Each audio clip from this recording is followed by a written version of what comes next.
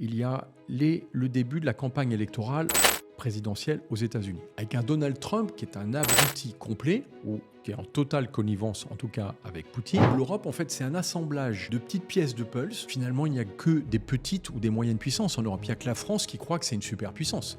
Et en réalité, nous sommes une puissance moyenne. Aujourd'hui, le sentiment qu'on a, c'est que la France et l'Allemagne sont finalement dans des visions qui divergent un petit peu. Alors on l'a vu sur le cas de l'énergie, qui est assez flagrant, mais qui montre finalement des dissensions. Et on se demande quelle tête doit avoir l'Europe pour pousser ces sujets-là. Le César, le canon César français, est considéré comme un des meilleurs canons du monde. Mais il existe en quelques centaines d'exemplaires. Les canons russes sont des canons d'une médiocrité hallucinante, sauf qu'ils existent en milliers d'exemplaires. Comment est-ce que l'Europe peut se mettre en économie de guerre et se dire massivement on devient des producteurs de ce type d'armement? C'est un sujet crucial que tu évoques. Guillaume, ravi de te recevoir pour ce premier épisode de ce podcast. Je t'en remercie. Moi, je t'ai découvert à travers ton blog. J'avais évidemment déjà vu certaines de tes chroniques à la télévision. Tu es un ancien militaire, lieutenant-colonel de l'armée, écrivain, chroniqueur, et tu as ce blog nepasubir.fr. Moi, j'ai envie de te poser une première question. Qu'est-ce qui t'a donné envie de devenir militaire ? C'est une question difficile. J'ai essayé de l'aborder dans le dernier livre que j'ai publié chez Flammarion, dont je fais forcément la promotion aujourd'hui, c'est Saint-Cyr à l'école de la Grande Muette. J'essaie d'expliquer comment un jeune homme de 19 ans qui vient plutôt d'un milieu de la bourgeoisie industrielle, textile, lyonnaise, qui n'a aucun lien avec l'armée, prend cette décision de rentrer dans l'armée et qui plus est un peu à son cœur, Saint-Cyr. Je pense qu'il y avait un côté défi, une volonté de quitter des chemins bien balisés à Lyon où j'avais le sentiment que j'allais hériter d'entreprises dont je ne sortirai jamais. Et aussi une forme d'attirance pour quelque chose qui pour moi était assez étonnant. Ce sont ces hommes qui sont prêts à risquer leur vie sans même bien gagner leur vie. Voilà. Pour moi, il y avait quelque chose d'un peu extraordinaire. Et donc, je suis parti à Saint-Cyr à 19 ans dans la promotion commandée le général Georges Lain, qui sera plus tard connu pour avoir dirigé notamment les travaux de Notre-Dame, qui est décédé l'été dernier. Et je vais être confronté brutalement à un monde qu'au fond, je ne connaissais pas du tout. À un monde qui a une culture très spéciale, un engagement assez extraordinaire. Moi, j'ai un grand respect pour mes compagnons d'armes. Ma génération d'officiers, c'est Thierry Burkhard, le chef d'état-major des armées. Donc mes camarades sont aujourd'hui les commandeurs des armées. Et j'ai trouvé Saint-Cyr très dur. Et personnellement, j'ai très moyennement apprécié, en particulier, qu'on m'impose cette culture du silence. C'est ça que j'ai appelé la grande muette dans mon livre. Une culture du silence que j'ignorais jusqu'ici. Pour moi, le fondement de l'intelligence collective, c'est de pouvoir débattre. Et en fait, dans ce système-là, c'est une impossibilité chronique, comme si elle allait remettre en cause une forme d'ordre, d'obéissance. Cette culture du silence m'interroge toujours. Et au fond, j'ai eu le sentiment qu'à Saint-Cyr, on apprenait à faire la guerre et à se taire. Et ça, c'est présent uniquement, j'allais dire, dans l'armée française, à Saint-Cyr, ou dans la manière dont se constituent les armées aussi à l'étranger? C'est vrai que dans toutes les armées, il y a un côté silencieux et obéissant. C'est le propre des armées. Mais la culture du silence propre à l'armée française, c'est-à-dire le fait qu'on ne parle de rien, même quand on a quitté le service, ça, c'est très particulier à Napoléon Bonaparte. Parce que c'est Bonaparte qui, en affirmant que la guerre est un art tout d'exécution, dit aussi « il n'y a que moi qui pense et les autres sont là pour exécuter ». Alors que jusqu'à Napoléon, jusqu'à la fin du XVIIIe siècle, je dis une bêtise, oui, du XVIIIe siècle, en fait, les officiers français étaient plutôt considérés comme des intellectuels et qui devaient écrire et publier régulièrement. Mais c'est Napoléon qui impose que ça, c'est terminé. C'est lui qui cause et les autres se taisent. Ce n'est pas du tout le cas dans l'armée britannique, par exemple, ou dans l'armée américaine, où d'abord les gens ne peuvent pas faire carrière dans l'armée. Ils sont l'équivalent de Saint-Cyr, c'est Sandhurst en Grande-Bretagne, ou West Point aux États-Unis. Les gens sont sous contrat, les officiers, et l'essentiel d'une promotion à 40 ans est sorti. Elle est envoyée dans le civil. Pourquoi ? Parce qu'en fait, l'armée a surtout besoin de jeunes. Et c'est le statut de carrière qui permet dans l'armée française de rester jusqu'à sa retraite. Mais du coup, les gens partent tôt. Et la tradition, notamment en Grande-Bretagne, c'est que quand ils ont quitté le service, ils doivent raconter ce qu'ils ont fait pendant leurs activités. Et du coup, il y a des centaines de livres écrits par les officiers qui sont plus ou moins intéressants, mais pour les historiens, pour les politologues, pour la société britannique, c'est précieux parce qu'ils savent exactement comment s'est déroulée la guerre des Falklands, par exemple. Alors qu'en France, et c'est ça, à mon avis, le plus grand danger de la Grande Muette, c'est que comme on a quelque part organisé le fait que les militaires ne diraient rien, on peut leur demander de faire les pires saloperies, et la guerre est une succession de saloperies, avec la garantie qu'ils se tairont. Et c'est extrêmement dangereux parce que ça rend possible des choses qui devraient être interdites. Je vais prendre qu'un exemple qui m'a beaucoup frappé parce que j'y ai participé. En 1994, on intervient avec la Légion étrangère au Rwanda pendant le génocide des Tutsis. Et en fait, on a reçu l'ordre, sous couvert d'une mission humanitaire, d'apporter de l'aide à ceux qui commettaient le génocide, aux génocidaires. Et aucun pouvoir autre que la France n'aurait pu imposer ça à son armée, parce que en Grande-Bretagne, par exemple, 2 ou 3 ans après, dès que des officiers auraient quitté le service, ils auraient raconté que ce qu'on avait fait était absolument inacceptable. Sauf que là, on est en France, il aura fallu attendre 20 ans pour avoir les premiers témoignages. J'ai été le premier officier à témoigner, ça m'a beaucoup coûté. Et encore aujourd'hui, on est moins d'une dizaine d'officiers à avoir témoigné de ce qui s'est passé au Rwanda, dont la moitié ont plutôt écrit la version du service des relations publiques des armées. Donc, une incapacité à dire la réalité qu'on a beaucoup connue à d'autres époques. Moi, à Saint-Cyr, mes instructeurs étaient les derniers qui avaient fait la guerre d'Algérie. Ils avaient ce même syndrome du silence absolu, de ne même pas raconter les horreurs qu'ils avaient connues, subies et fait subir pendant la guerre d'Algérie. Mais c'est propre à l'armée ou c'est propre aux politiques? Parce que ça donne le sentiment que les politiques décident et que les militaires exécutent. Est-ce que c'est pas propre à ce qu'a voulu construire Napoléon au moment où il a fait ces changements-là? Oui, c'est quelque chose de très militaire et c'est vrai que ça garantit le pouvoir politique. On revient sur le Rwanda. C'est l'Élysée à l'époque qui a décidé de cette opération. En fait, elle avait la garantie que l'armée ne dirait rien. Alors que si elle avait eu la crainte qu'à un moment d'anciens militaires parlent, ça aurait été très différent. Je souligne tout de suite, pour éviter toute ambiguïté, que je ne fais pas de confusion entre le secret des opérations, qui est en gros courant dans toutes les activités.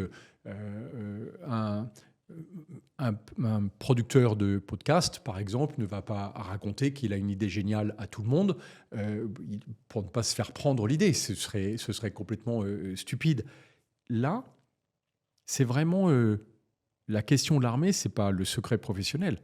C'est comment on fait pour que ces hommes, et très rarement des femmes, se soient battus pour la France, intègrent en eux le fait qu'ils ne pourront jamais en parler. Je ne parle même pas les opérations secrètes. Moi, j'ai participé à quelques opérations secrètes. Je n'en parle pas. C'est normal. C'était dans, quelque part, mon contrat avec l'armée. Mais je reviens sur le Rwanda. Le Rwanda, on a fait croire aux Français que c'était une mission humanitaire. Donc, ce n'est pas une mission secrète. Et ça me choque beaucoup dans une démocratie qu'on mente aux Français, alors que c'est leur armée. Et c'est normal, c'est à eux de juger. S'ils trouvent ça normal qu'on soit intervenu au Rwanda au bénéfice des génocidaires, au fond, ça les regarde. Moi, je trouve ça profondément anormal et c'est pour ça que j'ai voulu témoigner dessus. Et c'est pour ça que je me bats pour que cette culture du silence laisse la place à une culture du débat, qui n'a rien à voir avec un désordre dans l'armée. Mais qui serait du coup un débat chez les politiques ou un débat au sein même des instances militaires et dont Saint-Cyr dont tu parles? Alors, à mon avis, un débat au sein des instances militaires présente très peu d'intérêt parce qu'à la fin, de toute façon, c'est le chef qui décide. Moi, ce qui m'intéresse, c'est le débat au sein de la société civile. C'est-à-dire qu'il y ait d'anciens militaires, c'est le cas en Grande-Bretagne, qui viennent animer des conférences, des débats, des plateaux télé pour dire, vous savez, non, ça ne s'est pas passé comme ça. Et il faut que les Français réfléchissent à ce qu'ils sont d'accord sur le fait qu'on laisse tomber l'Ukraine et qu'on prenne un risque pour notre avenir, tout ça pour faire plaisir, par exemple, à l'extrême droite en France. Voilà, ce sont ces débats que ne portent jamais les anciens militaires. Les rares anciens militaires qui s'expriment, c'est toujours sur des sujets complètement décalés. Par exemple, ils vont se mettre en tête de manifester contre la loi sur la famille pour tous, alors que ce n'est pas en tant que militaire qu'ils devaient s'exprimer. Là, qu'en tant que citoyen... Mais est-ce que ce n'est pas déjà un changement? Là où avant, il ne disait rien, là on voit quand même quelques anciens militaires sortir du pas et s'exprimer. Est-ce que c'est déjà pas un changement dans la culture militaire? Pour moi, ce n'était pas un changement parce que c'était plus, comment dire, une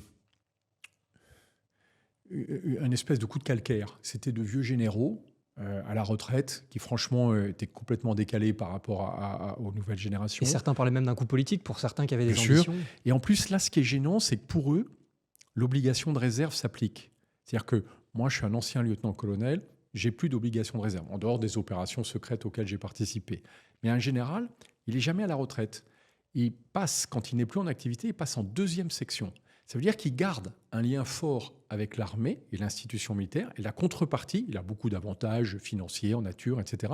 Mais la contrepartie, c'est qu'il garde cette obligation de réserve. Donc pour moi, un général qui est parti pas complètement à la retraite et qui s'exprime sur un sujet politique, c'est choquant parce qu'on a l'impression que c'est l'armée qui s'exprime. Non, moi je parle d'anciens officiers, typiquement dans mon cas, et qui dit, je voudrais expliquer aux Français ce qui se passe en réalité dans la guerre en Ukraine. Parce que j'ai une culture de la guerre et militaire qui fait que je peux décrypter ce qu'on nous montre, mais qui souvent est assez compliqué à déchiffrer dans la mesure où ta génération en particulier n'a plus aucune culture militaire puisque ma génération a stoppé tout lien entre une armée professionnelle mais hyper réduite et une société qu'elle prétend défendre mais à qui elle ne parle pas. Et puis surtout, ma génération n'a pas fait le service militaire, ma génération n'a pas connu directement la guerre, donc c'est évidemment pas du tout la même chose.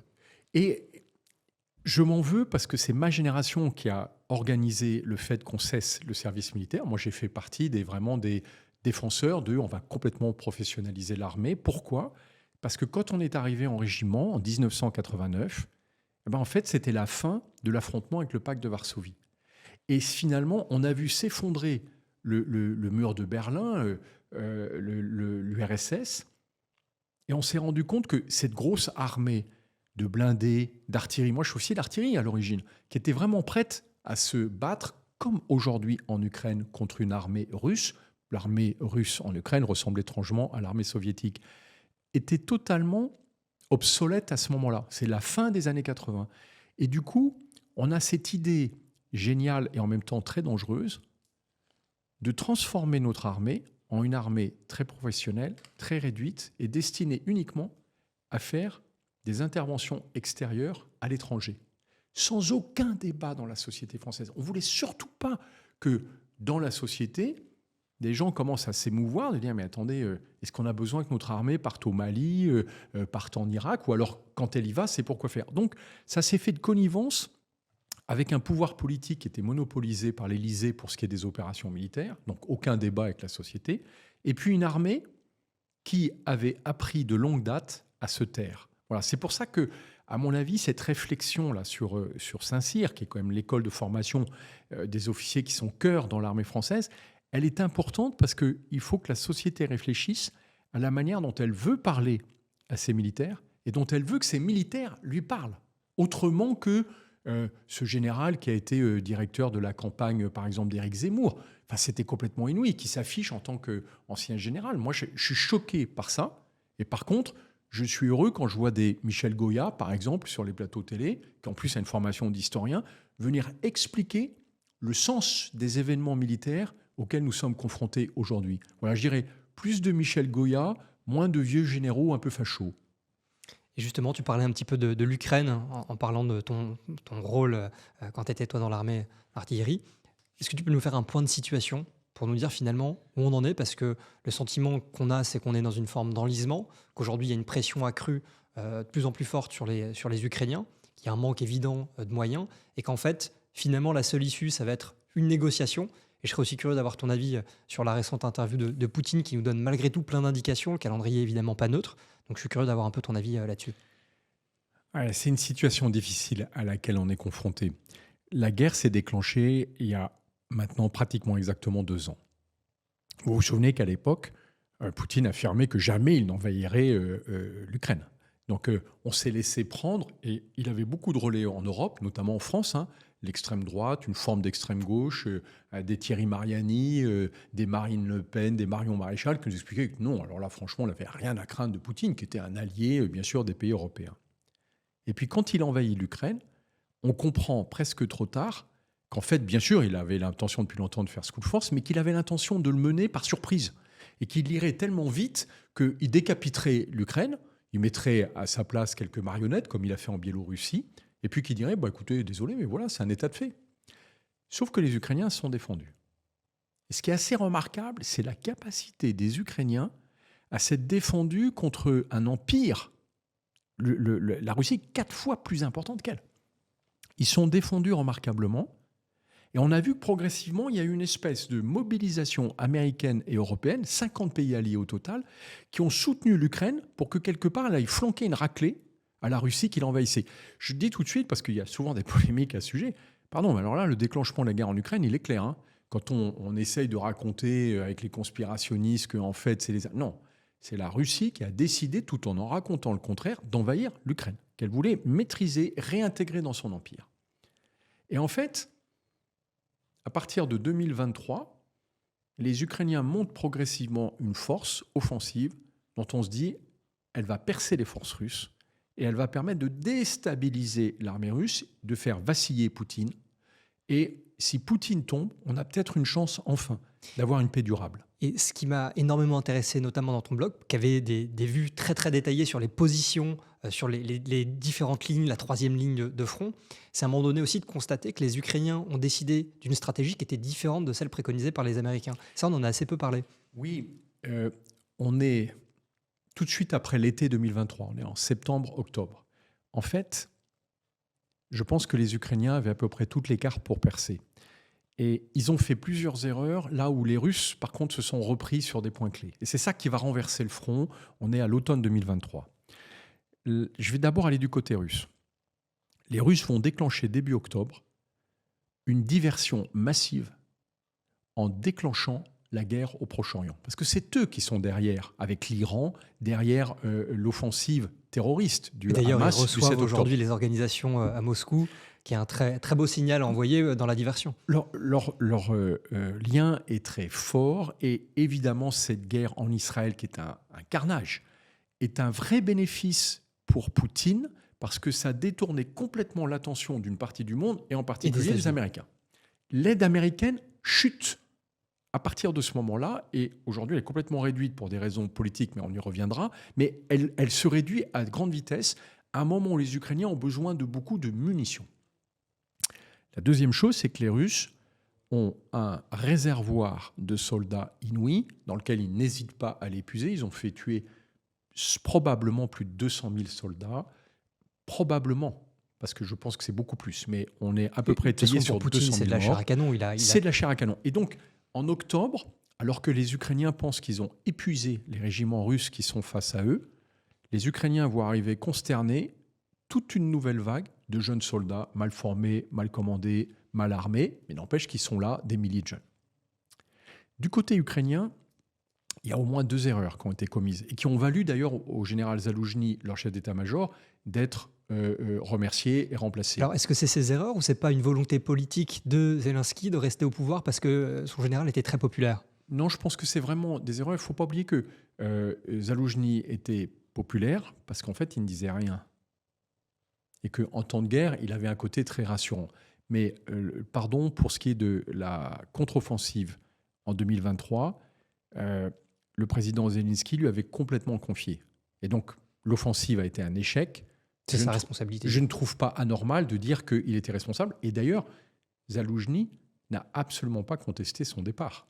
On voit bien qu'au contraire, il a transmis avec beaucoup de dignité son commandement au général Syrski. Je pense que lui-même acceptait que s'était trompé. Il y a 2 choses sur lesquelles ils se sont trompés et une erreur qu'ont commise les Occidentaux. La première chose, c'est que on leur avait bien conseillé, un peu à l'image du débarquement pendant la Deuxième Guerre mondiale, que si ils voulaient percer les lignes de défense russes, il fallait concentrer leur effort en un seul endroit et accepter des pertes importantes pendant quelques jours, mais pour percer. Les Ukrainiens, le général Zaloujny a été effrayé par les pertes des premiers jours, et alors qu'ils étaient concentrés dans la région de Zaporijjia, en fait, ils ont décidé de changer complètement de stratégie pour limiter les pertes et d'user la ligne de défense russe.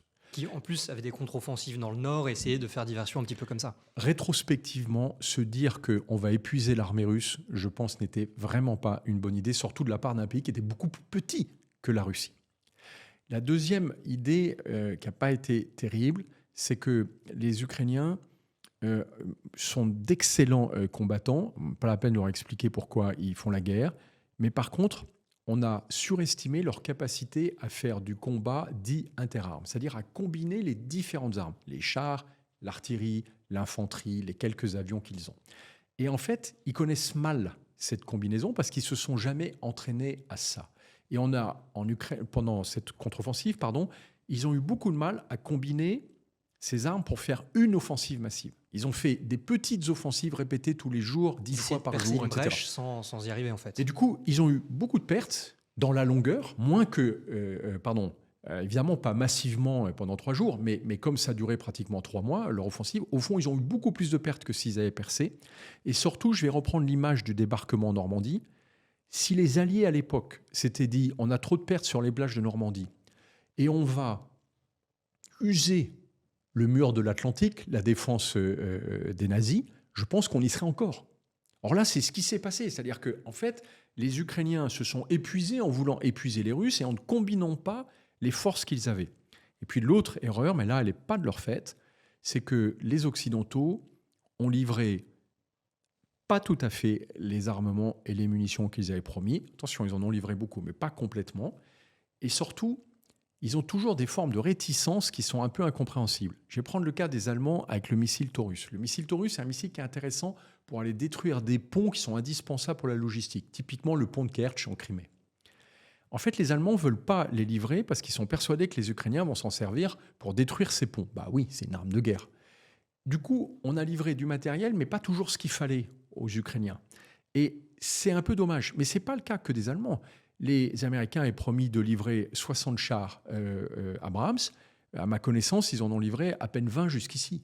Donc on voit bien que chacun y a été un peu de son package. On va vous aider, on va faire ça. Mais on a beaucoup, dispersé nos efforts. Et surtout, à partir de début octobre, les Américains arrêtent d'approvisionner massivement les Ukrainiens parce qu'ils sont interloqués par la guerre au Proche-Orient. Et je rappelle qu'ils sont les uniques fournisseurs en munitions et en armement de l'armée israélienne. Et là, ils craignent une escalade du conflit au niveau régional. Et évidemment, ils se disent il faut qu'on garde nos moyens, d'autant plus que maintenant, il y a un risque que la Russie déclenche une opération, par exemple, en Corée du Nord contre la Corée du Sud. Et là, les Américains seraient impliqués. La Chine contre Taïwan, là, les Américains seraient impliqués. Donc, on voit bien qu'ils se rétractent. Et à ce moment-là... Et puis, il y a le schéma politique aussi de l'élection présidentielle qui va arriver. Alors, j'y reviendrai parce que là, on est toujours à l'automne 2023. Donc, on n'est pas encore tout à fait dans le débat politique. Mais ce qui est terrible, c'est que au moment où, au fond, les Ukrainiens étaient arrivés exactement à la moitié de la ligne de défense russe. La ligne de défense russe faisait en gros 3 lignes. Une digue. Les Ukrainiens sont pratiquement début octobre sur le point de percer la 2e ligne. On sait que s'ils percent la 2e ligne, les Russes vont commencer à être déstabilisés parce qu'ils vont se replier en désordre. Et au moment où ils vont faire ça, l'opération du Hamas est déclenchée et les Ukrainiens voient arriver consternés 1 million d'obus livrés par la Corée du Nord à la Russie alors qu'ils pensaient qu'ils avaient eux-mêmes épuisé leur artillerie grâce à la précision de leur feu. Donc tout ce sur quoi ils comptaient s'écroule, l'aide américaine s'amenuise et à ce moment-là, le front se referme. Et à partir d'octobre, c'est très dur parce que l'offensive est clairement enlisée. Les Russes ont encore un peu de mal à se remettre. Ils ont perdu beaucoup de troupes en voulant protéger leur ligne de défense. Mais à partir de décembre, ils reprennent l'initiative sur l'intégralité du front. Or, aujourd'hui, en février, on a un front de plus de 1000 km sur lequel les Russes ont exercé des pressions très très fortes en au moins 10 endroits différents, dont la ville d'Avdiivka. Ils percent parce que les Ukrainiens n'ont plus assez de moyens derrière pour les repousser et les enfoncer. C'est ce qu'ils ont annoncé, un espèce de retrait stratégique. Un retrait stratégique. Avdiivka, c'est typique. Les Russes ont une supériorité maintenant en termes d'artillerie et de bombardement aérien qui est 4 fois celle de l'Ukraine. Donc si les Ukrainiens restent dans Avdiivka, en fait, ils se font massacrer par leur artillerie. Et là, le général Syrski a pris une décision qui me semble importante, qui n'avait pas été prise au moment de la bataille de Bakhmout en mars l'année dernière. Qui était un symbole et pour les Ukrainiens et pour les Russes à ce moment-là. Tout à fait, mais Avdiivka pourrait en être un. Mais en fait, Avdiivka, c'est un champ de ruines. Oui, c'est pas un intérêt stratégique, c'est symbolique. Et Bakhmout non plus. Oui. Mais Bakhmout, c'était devenu très symbolique parce qu'à l'époque, il y avait Prigojine qui expliquait que ça y est, la Russie était victorieuse, et puis ça ne lui a pas porté chance. Mais là, on voit bien que sur Avdiivka, ce que les Russes veulent, c'est absolument s'emparer à tout prix de cette petite ville qui, de toute façon, est dévastée, pour montrer que c'est eux qui gagnent.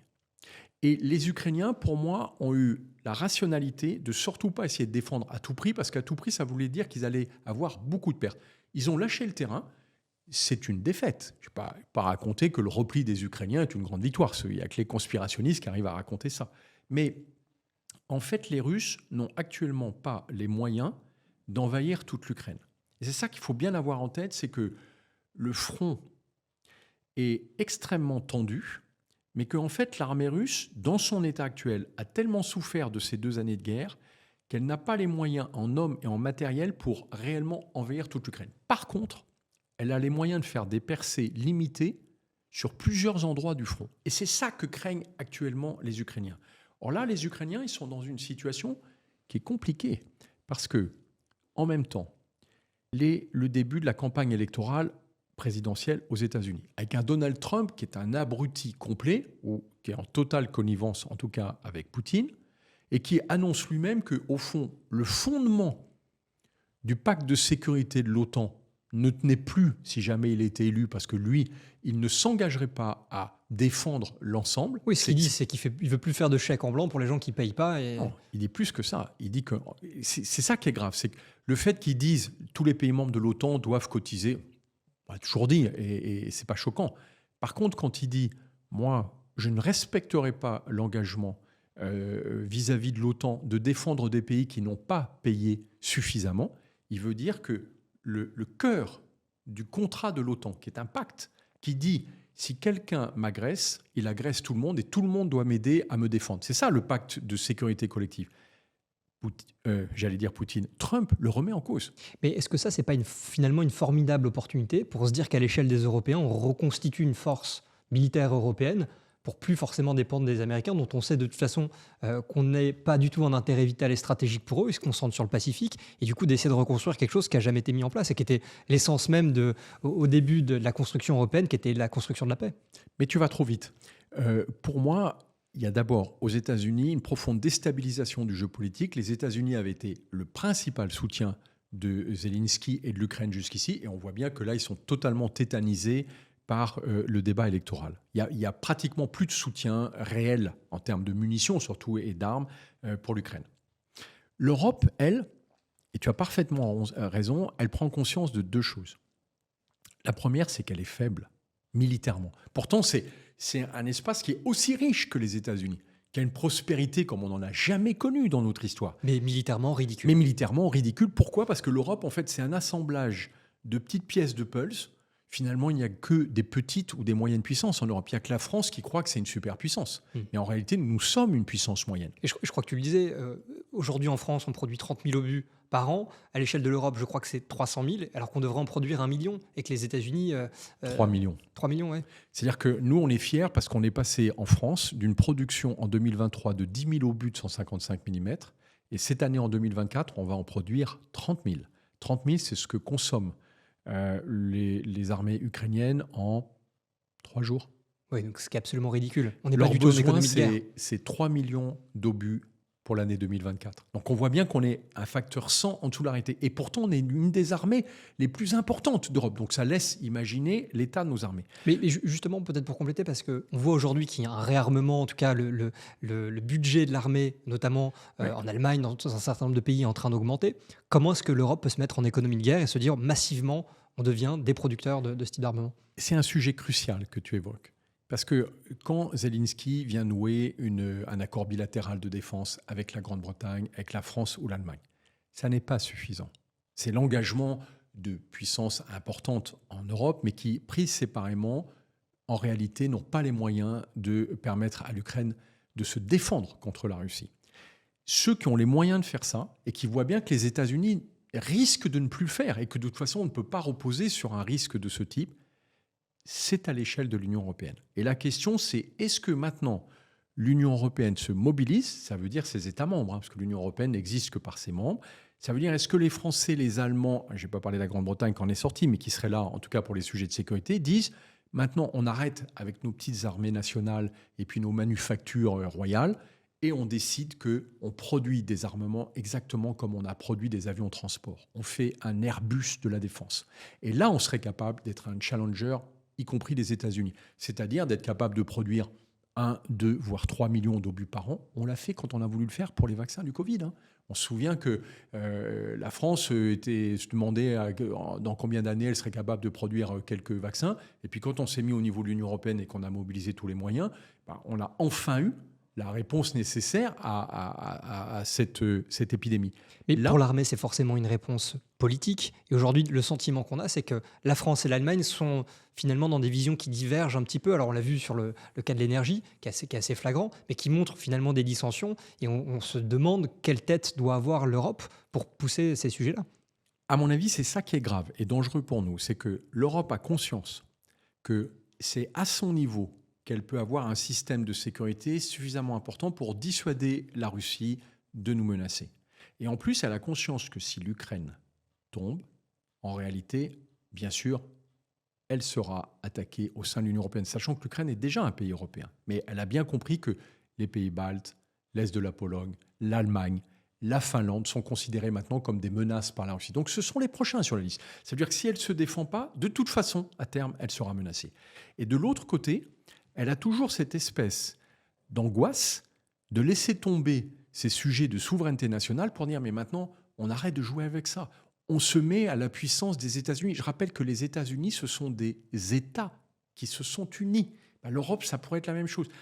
Quand est-ce qu'enfin l'Europe primera? Et ça ne peut être fait que grâce à la volonté des gouvernants actuels, c'est-à-dire des Olaf Scholz et des Emmanuel Macron. Or, je ne les entends pas dans leur discours. Autant ils se mobilisent au niveau national, mais je ne les entends pas encore dire maintenant, on va confier les clés à l'Europe pour construire un vrai Airbus de la défense pour équiper toute l'Europe. Et puis, il faut qu'on commence à réfléchir à une vraie sécurité européenne, y compris à une armée commune, qui peut être une agrégation des armées qui existent, mais dans lequel on partage les mêmes équipements, le même type de formation, les mêmes standards. Les standards, aujourd'hui, ils sont à peu près communs grâce à l'OTAN.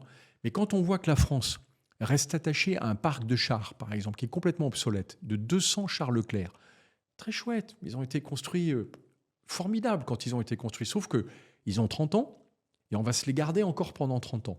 Le seul char aujourd'hui en Europe qui tienne la route parce qu'il a été produit à une échelle industrielle, c'est le Léopard 2 allemand. Pourquoi? Parce qu'ils l'ont construit en milliers d'exemplaires. Et par conséquent, tous les 3 ans, ils peuvent se permettre de sortir une nouvelle version, comme Airbus. Et d'ailleurs, c'est ce qui s'est passé avec le Rafale, où pendant très longtemps, ça a été un produit français. Il a fallu attendre les exportations avec l'Égypte, les Émirats arabes, etc., pour que finalement, ça décolle et que le prix unitaire baisse drastiquement. Mais en plus, pardon de le dire comme ça, au fond, ce qui est important, ce n'est pas d'avoir l'avion ou le char le plus performant du monde. C'est d'avoir un char ou un avion qui est produit en suffisamment d'exemplaires pour pouvoir se défendre. Donc pour moi, le Rafale, franco-français, c'est une anomalie. Le Rafale, ça devrait être un avion européen construit par un avionneur européen qui soit vendu en milliers d'exemplaires. Ce qui ferait en milliers d'exemplaires qu'on est capable de faire tous les 3 ou 4 ans une nouvelle version. Je vais prendre qu'un exemple, les F-16 américains dont on a beaucoup parlé. Il y a 40 versions du F-16 américain. En fait, le F-16, c'est un avion qui est assez ancien, mais qui a été reconstruit pratiquement 2 fois en permanence. Pourquoi? Parce que les séries sont très importantes. Quand on a 200 chars, comme le Leclerc, le constructeur, Nexter, qui est franco-français, bah oui, il peut donner un coup de peinture dessus, le remettre plus ou moins à jour. Il fera ça en 20 ans. Et quand il aura fini de les remettre à jour, les chars seront déjà obsolètes, faute d'une série suffisante. Donc, on ne peut plus jouer à l'orfèvrerie. Là, il faut faire des productions de guerre. Et pour faire des productions de guerre, il faut mobiliser une partie de l'industrie européenne, y compris de dire, maintenant, si on veut fabriquer des munitions d'artillerie, on se répartit les tâches à l'échelle européenne et pas à l'échelle des forges de Tarbes, qui est le fabricant français, et je crois quasiment l'unique aujourd'hui. Mais ça, on a le sentiment que tous les 5 ans, dès qu'il y a un nouveau président, on nous annonce en grande pompe qu'il va y avoir des partenariats incroyables et des vraies synergies industrielles entre la France et l'Allemagne. Pourquoi finalement, alors qu'on est tous conscients de cette problématique-là, elle avance pas assez? C'est un enjeu politique? C'est quoi? C'est cette dissension économique entre la France et l'Allemagne? Je pense qu'il y a un sujet de culture. Au fond, en France, il y a une culture politique hyper jacobine, centralisatrice, franco-française. Et quand on parle de l'Europe, c'est toujours dans l'espoir que l'Europe se réunisse, mais que ce soit nous qu'il a des régions. Ça ne peut pas fonctionner comme ça. Une Union européenne, ça veut dire qu'on renonce à notre propre souveraineté et qu'on dise maintenant notre sort est collectif. Le jour où on sera capable de faire ça, le jour où on n'entendra plus le président français dire « Ah oui, mais les Allemands, ils ne veulent pas faire ci, et puis ils ne veulent pas acheter l'avion Rafale », on aura gagné. Tant qu'on tient ce discours, la France contre l'Allemagne, l'Allemagne contre la Grande-Bretagne, en fait, on n'arrivera pas à construire cette Europe. Moi, ce qui me fait peur, c'est que là, on est face à un défi sécuritaire qu'on n'avait jamais connu ces 30 dernières années. Et l'autre, là, Poutine, lui, il est capable de mobiliser l'industrie russe pendant des années. Je suis persuadé d'ailleurs que son plan, ce n'est pas d'envahir l'Ukraine, il n'en a pas les moyens aujourd'hui.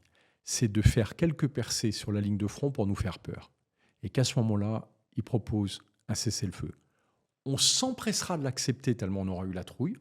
Et lui, le cessez-le-feu, ça lui permettra en 2 ou 3 ans, en mobilisant l'industrie russe, de remonter l'armée au niveau suffisant pour pouvoir reprendre l'invasion de l'Ukraine et aller plus loin. Et nous, si jamais il y avait un cessez-le-feu, je ne donne pas 6 mois avant qu'avec nos mémoires de poisson rouge, on dise « Oh, ben, on va quand même pas dépenser des milliards pour un truc. De toute façon, l'autre, il a dit qu'il ne nous attaquerait pas. » Puis on entendra Thierry Mariani nous expliquer que ça a toujours été l'ami de la France. Et en fait, on laissera tomber. C'est une occasion. Aujourd'hui, l'agression, l'agressivité de la Russie, c'est l'occasion de prendre en main notre sécurité, sans compter éternellement sur les Américains et sans espérer d'angélisme de la part de Poutine, dont on a vu la semaine dernière, avec l'assassinat de son principal opposant. Mais le fait que Poutine est un tueur. Mais justement, ça nous dit 2 choses. Tu parles de Poutine. Il y a eu une interview qui était flagrante, et c'est marrant, j'écoutais une interview d'Alain Juillet, ancien directeur de la DGSE, qui nous disait « Le jour où Poutine nous parle de négociation, c'est qu'il est déjà quelque part en faiblesse ». Et là, moi, ça ne me semble pas du tout de la faiblesse, mais évidemment très stratégique de sa part de le faire face à un intervieweur américain avant des élections américaines, alors que lui-même avoir des élections, des pseudo-élections en Russie. Qu'est-ce que ça dit de lui, le fait qu'à ce moment-là, ils disent que lui est évidemment ouvert à la négociation et au fait de s'arrêter, si on peut dire, à là où ils en sont? Je pense que Poutine est un stratège absolument dénué de tout scrupule. C'est-à-dire que, bien sûr que c'est son intérêt d'avoir un cessez-le-feu, mais un cessez-le-feu à ses conditions. Parce que si on obtenait qu'il quitte l'Ukraine, la guerre serait terminée immédiatement. Mais lui, ce qu'il veut, c'est garder les 18% du territoire qu'il a volé à l'Ukraine par les armes et se préparer à une nouvelle bataille.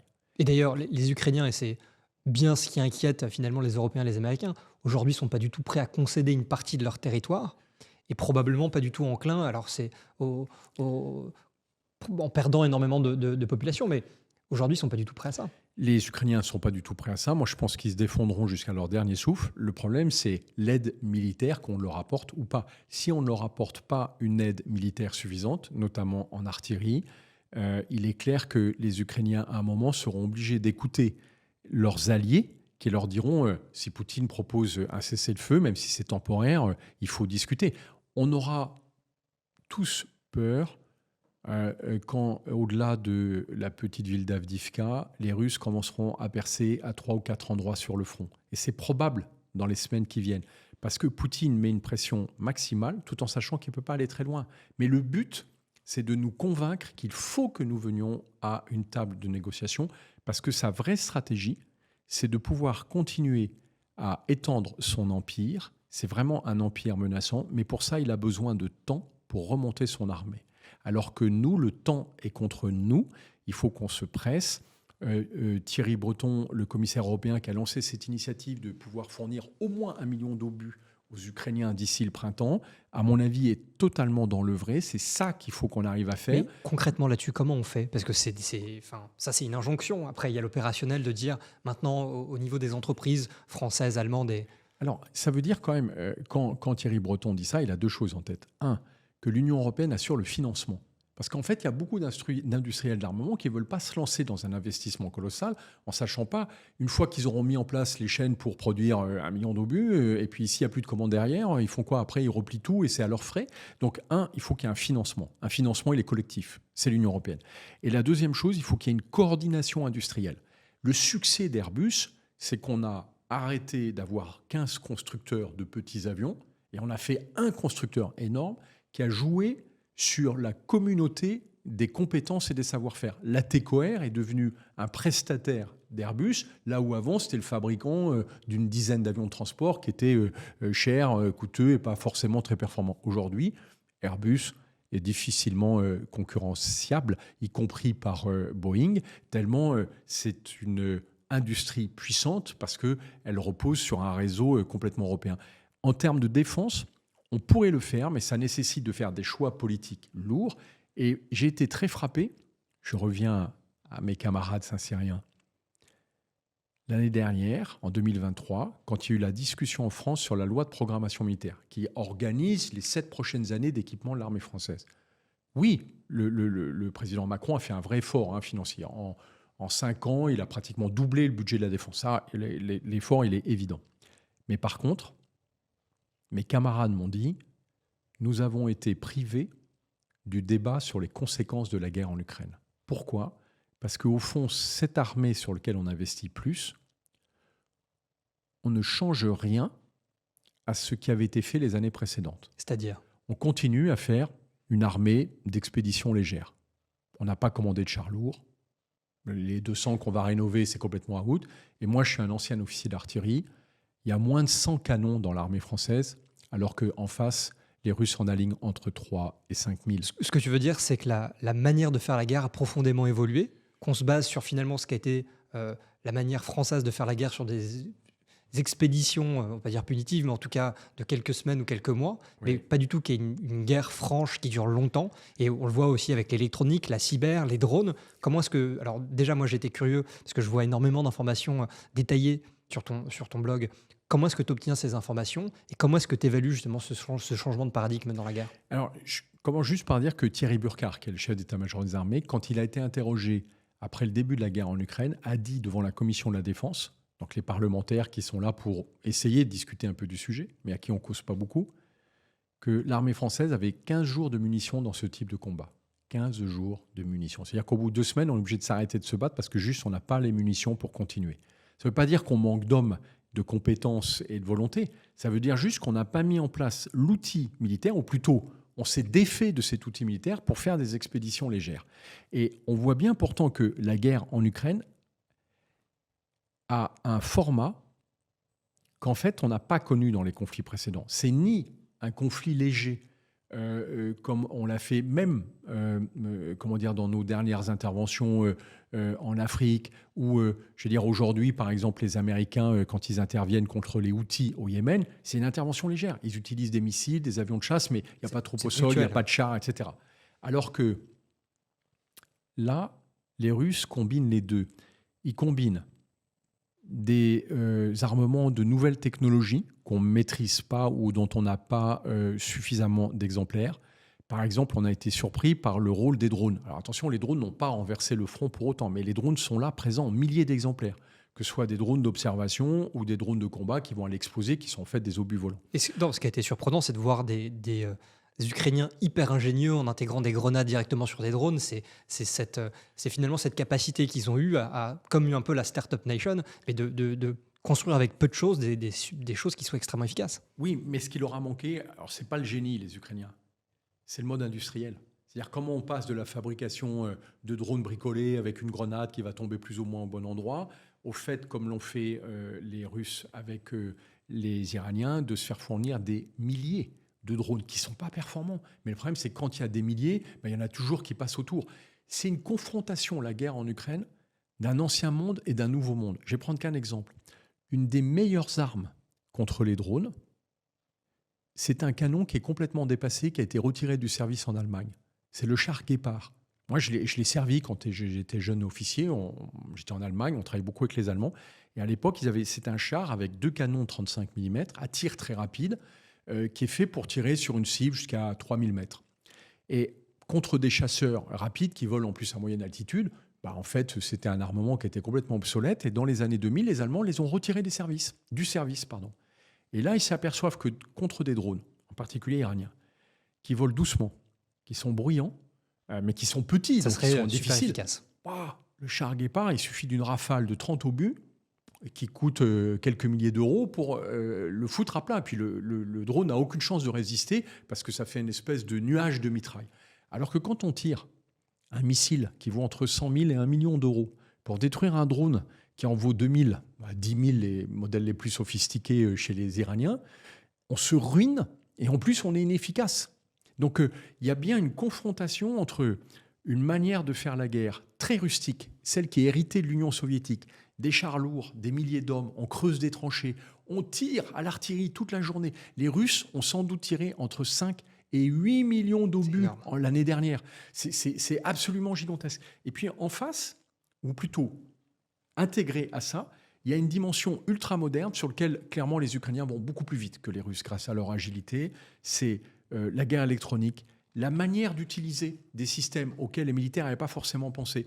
Par exemple, moi, quand j'étais en unité opérationnelle, je guidais les frappes aériennes. Pour que les avions trouvent bien leur cible, il fallait qu'il y ait une équipe spéciale qui soit très proche de la cible.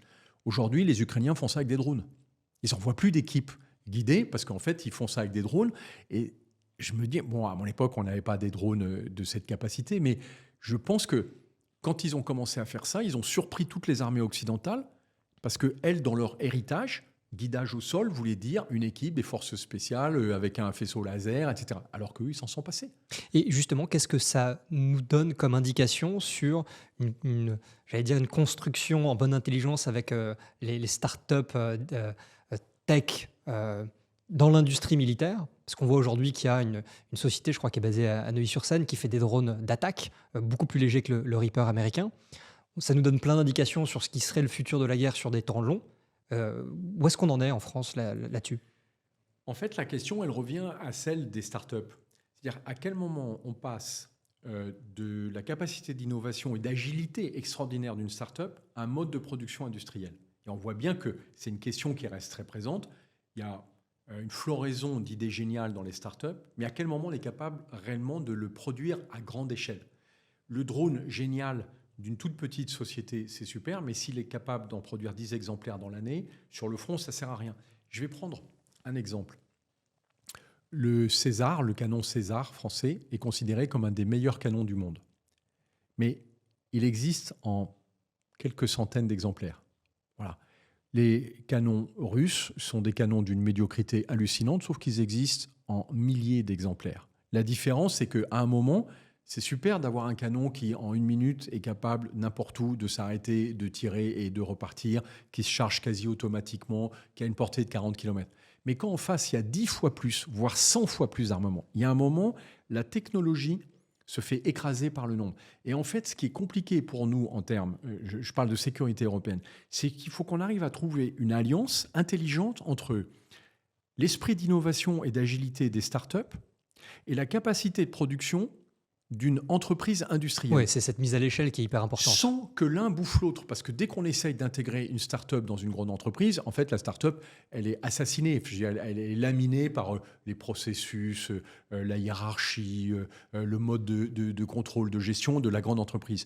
Mais d'arriver à passer, comme l'ont fait les Ukrainiens, de dire, à un moment, on utilise un truc qui est génial, d'utiliser tel truc pour leurrer, par exemple, des missiles russes, et on essaye de le produire cette fois en milliers d'exemplaires. Donc on voit bien qu'il faut qu'on arrive à faire coexister une capacité d'innovation et une capacité de production à grande échelle. Et ça, c'est très compliqué. D'ailleurs, on voit que ça marche très bien dès lors qu'il n'y a pas de schéma industriel. On le voit avec Préligence sur l'intelligence artificielle et les photos satellitaires, avec Chabvision sur la cyber et la data qu'essaye de faire un acteur français, Palantir. Et donc, dès qu'il n'y a pas ces schémas de mise à l'échelle, en fait, aujourd'hui, on y arrive assez bien.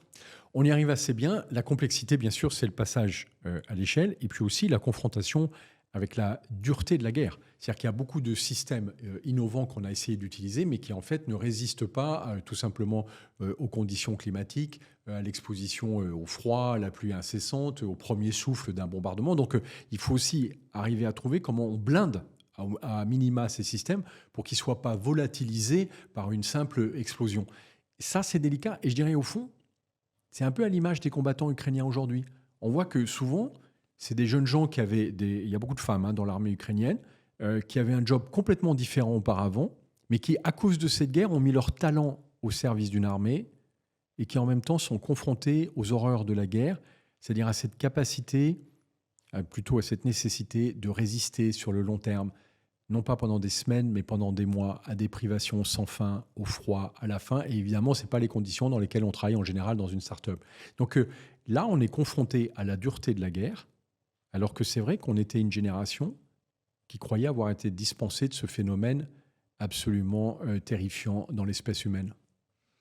Tu parlais tout à l'heure de Poutine avec la mort de Navalny. On s'amuse presque de sa perversité à pas faire en sorte que sa famille et ses proches aient accès à son corps. Quelle est sa recherche, Poutine, aujourd'hui? On sent bien dans ce que tu dis qu'il va effectivement essayer de reconstruire son armée, qu'il va réattaquer à d'autres endroits, comme il avait fait en Géorgie, comme il s'apprêtait à le faire en Moldavie, qu'il est en tension permanente. Au fond, son objectif, c'est quoi? On sent qu'il y a eu une période de 10 ans où il y avait un soubresaut de démocratie en Russie, que l'Empire est revenu et qu'aujourd'hui, même s'il n'appelle pas ça une dictature, quand on est seul à se présenter à une élection présidentielle et qu'un ancien opposant meurt quelques mois avant l'élection, on est effectivement dans un pouvoir qui est complètement dictatorial. Je pense qu'il y a un côté fuite en avant chez Poutine. D'abord, il faut se rappeler que ce n'est pas un homme jeune. Il essaye d'apparaître jeune, mais en réalité, il a largement dépassé les 70 ans. Il y a eu plein de rumeurs sur des états sûr. Supposés de maladie. En tout cas, il n'est pas mort pour l'instant. Donc, on ferait mieux de faire attention avec ça. Par contre, oui, Poutine a un côté fuite en avant de son régime. Moi, j'ai le sentiment que, en fait, son régime, qui est totalement autoritaire, qui ne repose que sur la peur qu'il inspire, ne peut fonctionner que s'il est en permanence en conquête. Le jour où il reculera, son empire implosera. On l'a vu quand il y a eu l'affaire Prigojine. Le dirigeant de cette milice qui finit par lui échapper et puis qui se retourne contre lui, en fait, ça s'est sûrement joué. Une partie de la guerre en Ukraine s'est jouée là. Prigojine, à mon avis, n'était pas assez intelligent pour mener une réelle insurrection contre le Kremlin. Et en plus, il n'avait pas compris que c'est le KGB qui protégeait Poutine. Poutine est issu du KGB et que, par conséquent, il était manipulé en partie. Donc les soutiens qu'il croyait avoir, y compris dans l'armée russe, se sont fait cravater comme le fait toujours le KGB. Ils prennent les familles en otage et en général, il n'y a pas grand monde qui résiste à ce genre de choses. Mais avec Prigojine, on a vu que le pouvoir de Poutine pouvait être d'une extrême fragilité, que cette violence allait finir par se retourner contre lui. Et au fond, c'est un peu ce qu'il nous a montré avec Navalny. Quel intérêt il avait de tuer Navalny? On aurait pu le garder en prison pendant des années. Mais c'est presque un aveu de faiblesse, quelque part. Non, je dirais pire que ça. C'est un besoin de cruauté pour montrer en permanence aux autres et rappeler que c'est la terreur qui doit régner. Et que le premier qui osera se retourner contre lui sera irrémédiablement embroyé. Il l'a même pas fait exécuter, c'est ça qui est terrible. Il l'a fait mourir à petit feu. On a tous été étonnés que Navalny tienne aussi longtemps. Enfin, on n'imagine pas les conditions dans lesquelles... crois que c'est 200 jours par an d'isolement complet. C'est de la torture psychologique constante. Une colonie pénitentiaire en Arctique, c'est colossal. On imagine que le chauffage n'est pas branché. C'est des variations de température de 40 degrés. C'est une bouffe absolument infecte. C'est le fait qu'il n'accède pas à ses médicaments. C'est le fait qu'il ne puisse pas dormir pratiquement une nuit sur deux. C'est le fait qu'il soit mis à l'isolement. On l'a même obligé à écouter des discours de Poutine pour vous dire jusqu'où l'horreur a été. Donc, il a été soumis à des traitements absolument inhumains. Et en fait, on est juste étonné de sa résistance. Et quand il est mort, ce qui est très étonnant, c'est de voir la réaction de Poutine, qui trouve ça parfaitement normal. D'ailleurs, qui ne prononce pas son nom. Et dans les cercles du pouvoir, on ne prononce pas son nom. On ne prononce pas son nom. Et puis, une Russie dont la société pourrait se révolter en disant « mais ça suffit », mais qui en fait comprend très bien le message de Poutine. Parce que c'est ça qu'on leur montre à la télévision. C'est que le premier qui veut soutenir ou prendre la suite de Navalny, il sera irrémédiablement conduit à sa suite. Et donc, c'est une société qui est totalement maîtrisée et terrorisée par un régime issu du KGB qui, à mon avis, est bien pire que le régime soviétique dont les Russes ont mis 70 ans à se débarrasser. Donc, oui, c'est une société très dangereuse parce que pour vivre, elle a besoin de continuer dans sa prédation. Elle ne peut pas s'arrêter. Si elle recule, cette société implose. D'autant que là, forcément, si les Russes, par exemple, étaient obligés de se replier d'Ukraine, alors là, la société se retournerait contre Poutine pour dire « mais nos enfants, là, ils sont morts pourquoi ? Pour une guerre que vous avez menée tout seul et qu'on a perdue ?» Ils chuteraient immédiatement. Mais par contre, tant que Poutine sera au pouvoir, à mon avis, il n'y a aucun espoir d'une paix durable en Europe. Et alors, quelles seraient les conditions pour que Poutine soit plus au pouvoir? Parce qu'on a le sentiment d'un schéma mafieux où finalement, il nous donne comme des indications en étant aussi violent et brutal. C'est une forme de peur pour garder un contrôle et une mainmise sur la population et finalement faire en sorte que les Russes se sentent fiers et presque nationalistes parce qu'il y a toute cette agression extérieure telle qu'il la déploie en termes de communication. Aujourd'hui, on ne voit pas bien qui pourrait venir l'inquiéter à l'intérieur de la Russie directement. En fait, le seul moyen de renverser Poutine, c'est qu'il soit renversé par son propre système. C'est un type complètement paranoïaque, qui est hyper protégé. On pense même qu'il a des clones. Euh, il chutera le jour où il sera mis en difficulté en Ukraine. Ce qui d'ailleurs a failli se passer avec Prigojine. Parce que c'est bien parce que le pouvoir russe savait à ce moment-là qu'il y avait une offensive en préparation du côté ukrainien, et Prigojine était le premier à dire en fait, on n'arrivera pas à résister. Donc, on s'est mis dans une situation où il faut stopper la guerre. C'est ce que disait Prigojine avant d'être tué. Oui, il le disait sur des vidéos, sur les messages Telegram. Ça sert à rien ce qu'on est en train de faire en dehors de faire tuer nos jeunes là. On s'est mis dans une impasse. En fait, si Poutine perd en Ukraine, pour moi, il perd le pouvoir et il est fort probable que le régime s'écroule. Après, est-ce qu'il est capable, ce régime mafieux du Kremlin, de mettre de nouveau en place quelqu'un? Le problème, c'est que là, il aura un pays qui sera ruiné et une armée qui sera partie en débandade. Là, tout va se jouer, au fond, sur l'année 2024 et 2025. Est-ce qu'on est capable de stopper l'armée russe et, plus encore, je vais dire, d'ici la fin de l'année 2024, voire début 2025, de lancer une contre-offensive massive qui fait que la Russie perd en Ukraine, et là, Poutine perd le pouvoir, ou est-ce qu'on laisse Poutine continuer, sachant que la cible suivante, c'est nous? Voilà. Le dilemme, en fait, auquel on est confronté, c'est celui-ci.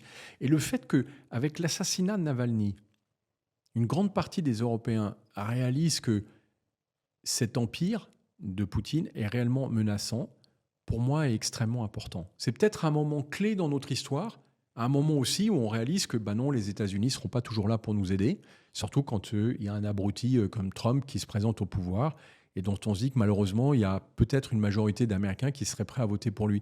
Donc, on est dans une situation très difficile, et c'est souvent dans les situations difficiles qu'on est obligé de prendre des vraies décisions et de révéler notre volonté.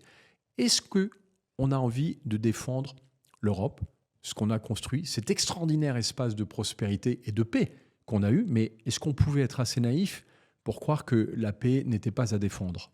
Et justement, tu parlais d'élections américaines. Est-ce qu'on peut penser réalistement que l'Ukraine peut battre la Russie sans l'aide des Américains, même si, à un moment donné, l'Europe se met en condition d'être en économie de guerre? Est-ce qu'on peut le faire sans les Américains? Alors, c'est vrai qu'il y a plusieurs scénarios. Si Trump est élu, ce sera très compliqué parce que Trump empêchera l'OTAN d'aider l'Ukraine. Or, aujourd'hui, l'Ukraine, même si elle n'est pas approvisionnée en armement par les Américains, est beaucoup aidée par le renseignement de l'OTAN, la formation de l'OTAN, les conseils que lui donnent les spécialistes de l'OTAN. Ça, c'est l'OTAN qui organise.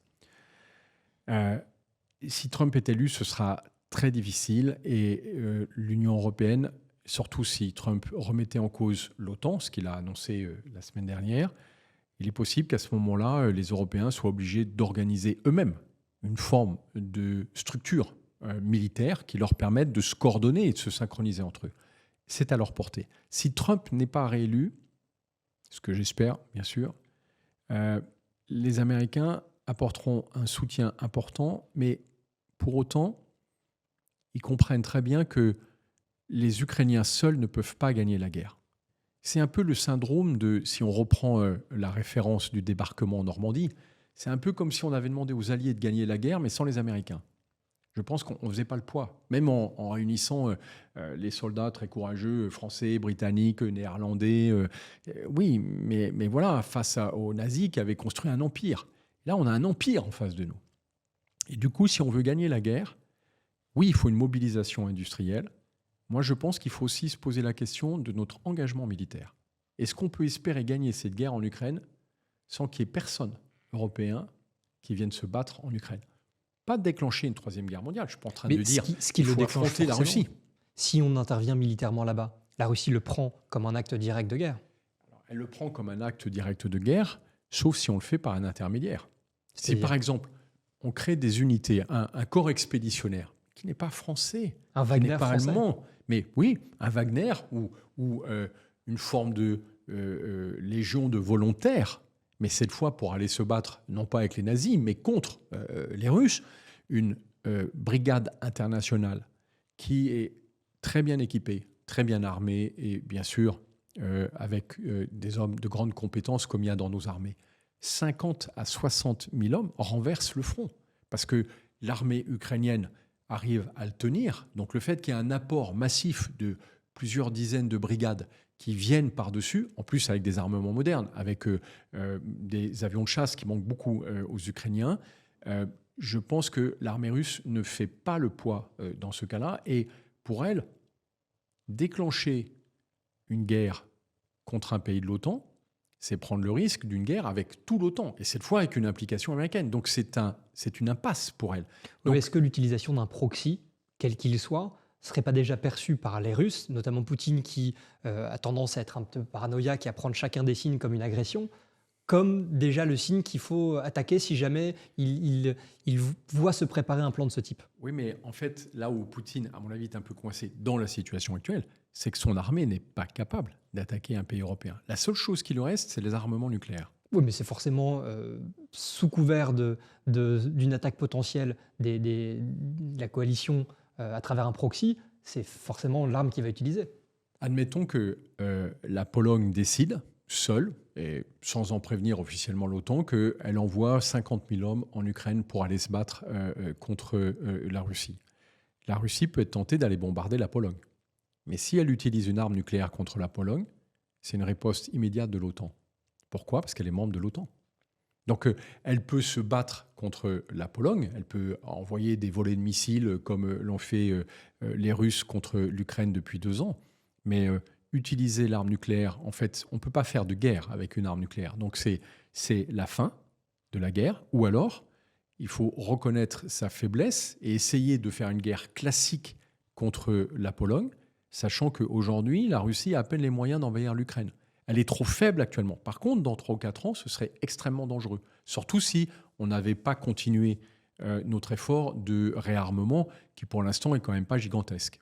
Mais donc ça pose quand même des questions. C'est-à-dire que si demain l'Ukraine accepte un compromis, une sorte de cessez-le-feu, et que l'Europe se prend pas en main, en fait on est effectivement pas à l'abri d'une catastrophe de 3 ans après. On n'est pas à l'abri. C'est ce qui va nous arriver. Parce que ça, Poutine nous l'a déjà annoncé. Il le dit tous les mois, chaque fois qu'il a l'occasion de le faire, qu'il considère que les pays baltes font partie de l'Empire russe, que de toute façon, l'Empire russe a pour frontière là où ses chars s'arrêtent. Il considère que l'Est de la Pologne lui appartient et que la Finlande, parce qu'elle est rentrée dans l'OTAN, est une menace maintenant pour la Russie. En fait, on voit bien que, et c'est le principe même du régime russe, de Poutine, c'est qu'il faut qu'il continue à menacer et à avancer pour pouvoir survivre. Donc il ne s'arrêtera pas aux frontières de l'Ukraine. Tous ceux qui pensent qu'on pourrait laisser tomber pour l'Ukraine, ben c'est ceux qui, au moment des accords de Munich, pensaient que ce n'était pas très grave que la Tchécoslovaquie tombe, parce que tout ça, voilà, on ne pouvait rien faire. Enfin, pardon, c'était les Tchèques, il n'y avait pas encore de Tchécoslovaquie, mais on voit bien qu'avec Poutine, il n'y a pas de compromis possible. Parce que ce n'est pas quelqu'un qui cherche des équilibres, c'est quelqu'un qui cherche à déstabiliser l'ordre mondial pour pouvoir imposer ses solutions. C'est exactement ce qu'il fait avec l'Iran et la Corée du Nord. C'est exactement ce qu'il a, à mon avis, déclenché au Proche-Orient et qui, demain, il pourrait le déclencher en Corée. Pour quel objectif? Son objectif, c'est de rester au pouvoir, c'est de revenir à l'ancien modèle qui était l'URSS, la Grande Russie comme il l'appelle aujourd'hui. C'est quoi? Parce qu'autant au moment de la Deuxième Guerre mondiale, on prenait finalement la logique, lui, il est sur une logique purement personnelle, c'est-à-dire qu'il n'est pas forcément soutenu par sa population, mais en tout cas, il les tient à travers la peur. Quel est vraiment le schéma autour de tout ça? Alors, c'est sûrement une logique qui est liée à un régime, pas Poutine seul. Il y a beaucoup d'hommes autour de lui qui sont complètement convaincus que leur pouvoir doit s'exercer, d'une part, effectivement, pour reconstituer un empire qu'on appelait l'URSS et puis l'Empire russe avant, hein, et ils sont complètement convaincus de cette nécessité. Et surtout, ils ne peuvent pas espérer maîtriser la Russie actuelle s'ils laissent les pays occidentaux, les démocraties prospérer. En fait, leur grande crainte avec l'Ukraine, ce n'est pas du tout qu'elle soit membre un jour de l'OTAN, ce qui était loin d'être le cas, c'était que l'Ukraine devienne une vitrine des pays occidentaux juste à leurs frontières, avec une population qui est au fond quasi cousine des Russes. Enfin, il y a autant de différences entre un Russe et un Ukrainien qu'entre un Français et un Belge de Wallonie. Donc c'est sûr que si on voyait la Belgique prospérer 10 fois plus que la France, je pense qu'il y a un moment, les Français auraient été très critiques, par exemple, vis-à-vis de leur propre capacité ou incapacité à se développer. Or, la Russie, actuellement, est un pays misérable. Et Mais, donc, mais est-ce que c'est pas justement ça, du coup, pour reprendre la question que je posais, est-ce que c'est pas ce sentiment de délitement qu'il a peur d'affronter en se disant, bah, finalement, c'est un combat entre une dictature, ou en tout cas un pouvoir fort, et ouais, les démocraties, entre un pays, un empire qui promeut des valeurs qui sont parfois différentes de celles de l'Occident, et donc un choc de modèle.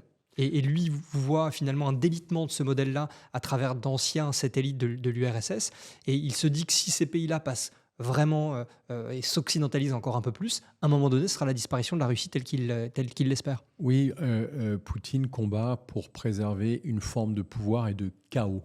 Et d'ailleurs, on le voit bien qu'il remet en cause en permanence tout l'ordre mondial qui a pu être établi. C'est facile pour lui de contester le fait que les États-Unis ont été le leader d'un monde libre, etc., etc. Mais en fait, c'est pas la liberté. Comment dire? C'est la liberté qu'il combat. Lui, il voit bien que si jamais ce syndrome de liberté et de démocratie atteignait la Russie, il n'a aucune chance de rester au pouvoir. Et que l'URSS, qui a été son berceau et qu'il a vu s'effondrer quand il était jeune lieutenant-colonel au KGB, c'est ça son cauchemar. C'est de dire, en fait, il ne faut pas laisser les systèmes démocratiques prospérer et faire en sorte que les gens décident seuls de ce qui est bien pour eux. Moi, Poutine, je suis le représentant d'un régime qui assure l'ordre par la terreur et la violence. Navalny a voulu s'opposer à moi, je le fais mourir à petit feu pour montrer aux autres quel est le destin de ceux qui s'opposeront à moi. C'est vraiment, je pense que cet homme et le régime qu'il représente, parce que c'est la représentation d'un Bien sûr. régime, c'est une véritable peste pour nos sociétés. Oui, et puis c'est sa condition pour rester en vie. On a l'impression que c'est lui Oui. contre le reste du monde, son modèle contre les autres, et qu'en fait, s'il n'est pas, comme tu le disais tout à l'heure, dans cette expansion permanente, son peuple se désolidarisera, ses valeurs se fissureront, et lui-même sera plus au pouvoir. C'est très intéressant de constater comment il se trouve des alliés dès qu'il est en situation de force, mais quand il y a eu la contre-offensive ukrainienne, on a vu la Chine prendre beaucoup de distance avec la Russie, expliquant qu'en fait, bon, d'accord, elle avait soutenu moralement, mais enfin qu'elle lui avait jamais fourni d'armes, de munitions, etc. Et puis là où la Russie reprend l'offensive en Ukraine, et qu'on voit que les États-Unis en particulier sont assez fragiles en ce moment du fait de la campagne électorale, tiens, la Chine recommence à donner de la voix. Donc en fait, on voit bien que toutes ces puissances qui sont quand même qui peuvent être particulièrement malfaisantes, mais qui sont stratèges plus que Poutine, elles sont très attentives à l'évolution de la situation. C'est une des raisons supplémentaires pour lesquelles il ne faut surtout pas laisser Poutine gagner en Ukraine, parce que, outre le fait qu'il exécutera les Ukrainiens, outre le fait que de toute façon il nous menacera, en réalité il ligue aussi contre notre avenir des pays qui autrement seraient des puissances avec qui il ne serait pas très difficile d'entretenir un équilibre, voilà, comment dire, aussi un peu dissuasif, respectueux, parce que la Chine aurait peur des réactions de l'Europe, notamment pour ses marchés commerciaux. Mais aujourd'hui, on est dans une situation, on a l'impression qu'on est au sommet d'une crête, et on ne sait pas de quel côté on va basculer. C'est pour ça que pour moi, la situation, elle est très importante. La Russie de Poutine est extrêmement dangereuse. Les États-Unis, en pleine campagne présidentielle, sont d'une faiblesse affligeante. Le Proche-Orient est au bord, enfin, est dans une situation très tendue et qui pourrait partir en escalade régionale. Et comme on le disait tout à l'heure, il y a encore d'autres endroits qui sont susceptibles de devenir des conflits potentiels et de déstabiliser le monde entier. Je rappelle une chose pour tous ceux qui se disent « oui, mais ces guerres ne nous concernent pas ». Je l'entends parfois d'amis qui vivent loin à l'étranger, qui me disent « mais au fond, cette guerre ne me concerne pas ». Mais bien sûr qu'elle nous concerne. Par exemple, quand, à cause du conflit au Proche-Orient, les rebelles houthis commencent à tirer sur les navires qui font le transit maritime par le golfe de Suez, par le canal de Suez, pardon, c'est une inflation importée de plusieurs points qui va nous arriver. Voilà. Là, actuellement, on oblige les bateaux à contourner pratiquement la corne africaine, enfin le cap, pardon. Mais c'est un surcoût c'est quasiment un doublement des frais de transport pour tout ce qui nous est apporté. Ça veut dire que on va souffrir économiquement, socialement, et c'est toujours les gens qui sont les plus fragiles qui souffrent le plus des conséquences de la guerre. Donc, ce n'est pas seulement d'être exposé aux tirs de l'artillerie de Poutine, c'est le fait qu'en déstabilisant l'économie et la société, ou plutôt les sociétés qui constituent le monde, Poutine introduit un facteur d'instabilité et de tension dans le monde entier. Tu en parlais tout à l'heure en parlant de stratèges, en disant qu'il y avait des pays plus stratèges que Poutine. Tu en as parlé au début en disant qu'il avait participé à la création de ce conflit, de cette attaque du 7 octobre, probablement en aidant le Hamas à s'armer de la même manière que l'Iran. J'allais dire un double mot là-dessus. D'abord sur sa stratégie de défocus des Américains à travers cette attaque-là. Et puis tu parlais aussi un petit peu tout à l'heure de la Corée ou d'autres types de conflits. Il est vraiment dans cette logique de multilatéraliser, j'allais dire, les stratégies d'attaque pour enlever du poids et finalement de la longueur à ce conflit en Ukraine pour faire basculer le scénario. Oui, je pense que d'abord c'est son intérêt. Et donc il fera tout. Alors c'est pas lui qui a organisé l'attaque du Hamas, mais il a tout fait pour qu'elle ait lieu. On s'est beaucoup étonné il y a un petit peu plus d'1 an maintenant, quand son ministre des Affaires étrangères, Lavrov, est venu discuter avec les dirigeants du Hamas. On se doutait bien que ce n'était pas pour négocier des obus d'artillerie. Donc on s'est tous demandé ce qu'il venait faire. Et il y a quelque chose d'assez étonnant, c'est que l'attaque terroriste du 7 octobre du Hamas a demandé au moins 1 an de préparation. Voilà. C'est quand même compliqué de ne pas faire le lien entre les deux. Je sais par des camarades militaires, des compagnons d'armes, qu'il y a eu des communications en iranien qui ont été interceptées sur la bande de Gaza à plusieurs reprises. Donc on se doute qu'il y a eu des instructeurs ou des formateurs.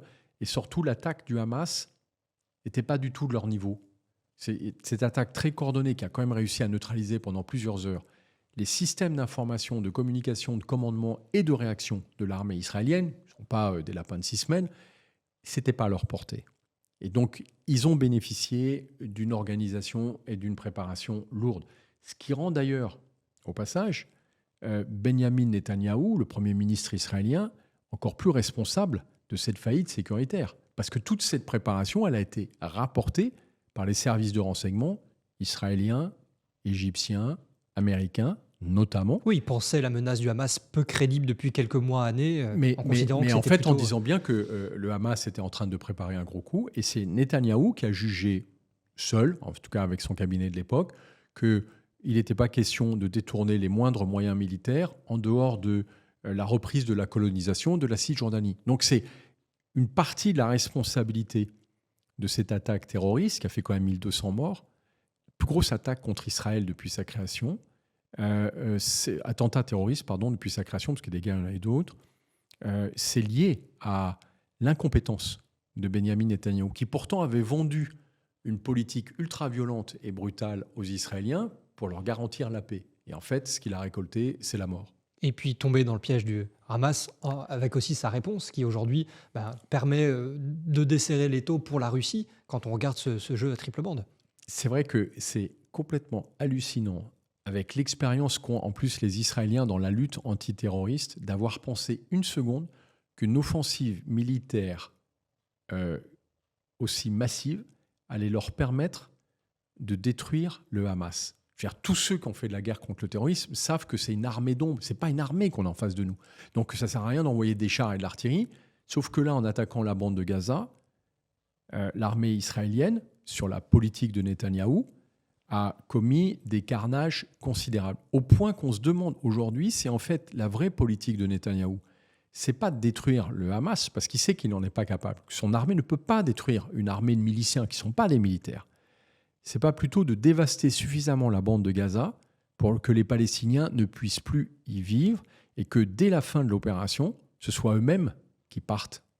Voilà. Il y a quelque chose de très inquiétant parce que Netanyahou l'a écrit dans un livre qui s'appelle Bibi's The Story, qui est paru je crois en 2021, et dans lequel il explique qu'en fait la situation de la bande de Gaza ne pourra jamais être réglée tant qu'il y aura beaucoup de Palestiniens sur place. Donc moi, je trouve assez angoissant cette, c'est plus de la détermination, cet acharnement à faire la guerre contre les Palestiniens sur la bande de Gaza.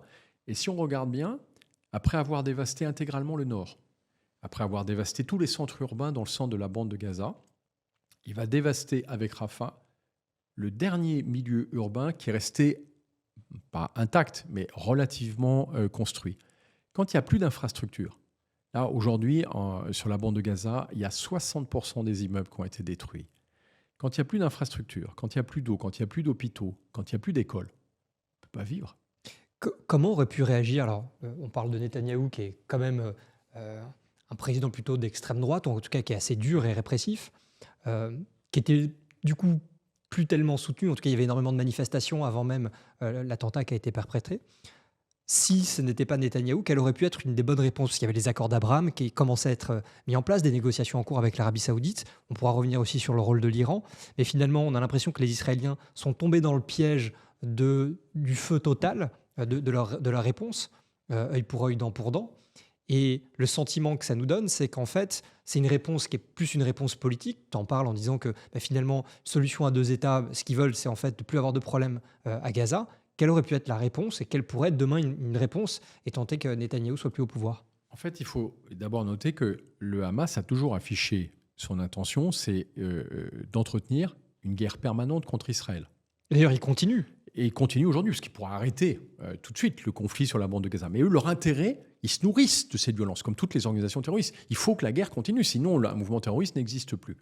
Et qu'en face, ils ont l'autre, partie prenante au conflit, qui lui aussi a besoin d'entretenir cette guerre. C'est pour ça que les négociations sur une éventuelle trêve, qui durent depuis 11 semaines maintenant, n'ont aucune chance d'aboutir en l'état. Parce qu'en fait, les deux veulent continuer à faire la guerre. Le Hamas pour vivre et Netanyahou, parce qu'il sait que plus la guerre continue, plus il rend chroniquement invivable la bande de Gaza pour les Palestiniens. Alors, on se trompe complètement quand on accuse Netanyahou de vouloir commettre un génocide. Un génocide, c'est pas ça. J'en ai traversé 3, au Cambodge, au Rwanda et à Srebrenica en Bosnie-Herzégovine. Un génocide, c'est quand on essaye de massacrer un peuple pour ce qu'il est. Là, il a les moyens de massacrer les Palestiniens. Il ne le fait pas. Il fait des carnages, il fait des dizaines de milliers de morts, mais je rappelle quand même qu'il y a 2,3 millions, 2,4 millions Palestiniens dans la bande de Gaza. Donc son objectif, ce n'est pas de massacrer les Palestiniens, c'est de ravager la bande de Gaza. Et donc lui, il faut absolument que la guerre continue le plus longtemps possible, d'autant que dès qu'il arrêtera, là, la société israélienne va commencer à lui demander des comptes, à commencer par les otages. Parce que les otages, pour l'instant, il en a récupéré, je crois, dans la dernière opération, en fait, il en a récupéré 3, plus un qui avait été récupéré avant, ça fait 4 sur les plus de 200 qui avaient été pris en otage. Donc c'est un échec total sur les otages. D'ailleurs, dont on ne sait pas l'état de ceux qui sont... La seule fois où des otages ont été libérés, c'est quand réellement il y a eu une trêve dans ces combats. Ce n'est pas à travers les combats. Et on sait aujourd'hui que sur les 130 personnes qui ont été enlevées encore par le Hamas, il y en a au moins 30 qui sont morts. Et moi, je pense qu'il y en a autant qui sont décédés dans les combats. Donc si on reste entre 60, 70, c'est un grand maximum. Donc ça, Netanyahou, sera très compliqué pour lui d'expliquer qu'il n'a pas récupéré les otages, alors que c'est ce qu'il avait promis à la société israélienne. Ça faisait partie de ses deux objectifs, en effet. Ouais. Le deuxième objectif, c'était de détruire le Hamas. Le Hamas continue à tirer sur les Israéliens au quotidien. Et le Hamas réapparaît même dans le nord de la bande de Gaza, qui était réputée avoir été complètement nettoyée. Et puis, on peut supposer que plus on tue de civils dans la bande de Gaza, plus les gens vont se mobiliser, parce qu'un des vrais problèmes aussi dans ces régions-là, c'est l'éducation. En fait, quand vous êtes au contact de ces populations, tu parlais de soldats fantômes, en fait, tous les gamins qui voient des petits camarades qui ne faisaient pas du tout partie de ce conflit, qui se font tuer, légitimement vont se radicaliser à un moment donné. Alors non seulement le Hamas n'aura pas été détruit militairement par cette offensive, d'autant plus que, de toute façon, leurs chefs sont au Qatar. Donc ils ne risquent pas d'être détruits aujourd'hui. Mais en plus, en faisant ça, Netanyahou a garanti le recrutement du Hamas pour les 20 prochaines années. Parce qu'évidemment, ce qui va prospérer, c'est la haine et le besoin de revanche.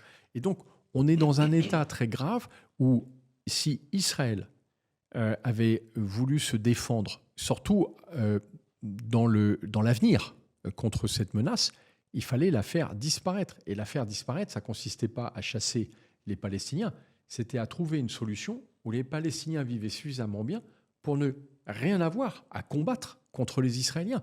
Or ça, c'est la solution des accords de paix de Camp David qui avaient été signés dans les années 70-80 et malheureusement, ce sont des extrémistes des deux côtés qui ont empêché cette solution. Or aujourd'hui, ce sont des extrémistes israéliens qui sont au pouvoir. On voit bien qu'ils n'ont surtout pas l'intention de trouver une solution pour les Palestiniens. Eux, dans leur tête, la solution avec les Palestiniens, c'est que les Palestiniens s'enfuient. Donc c'est très malsain comme situation, et c'est d'autant plus choquant que, encore une fois, Israël a une grande expérience des opérations antiterroristes.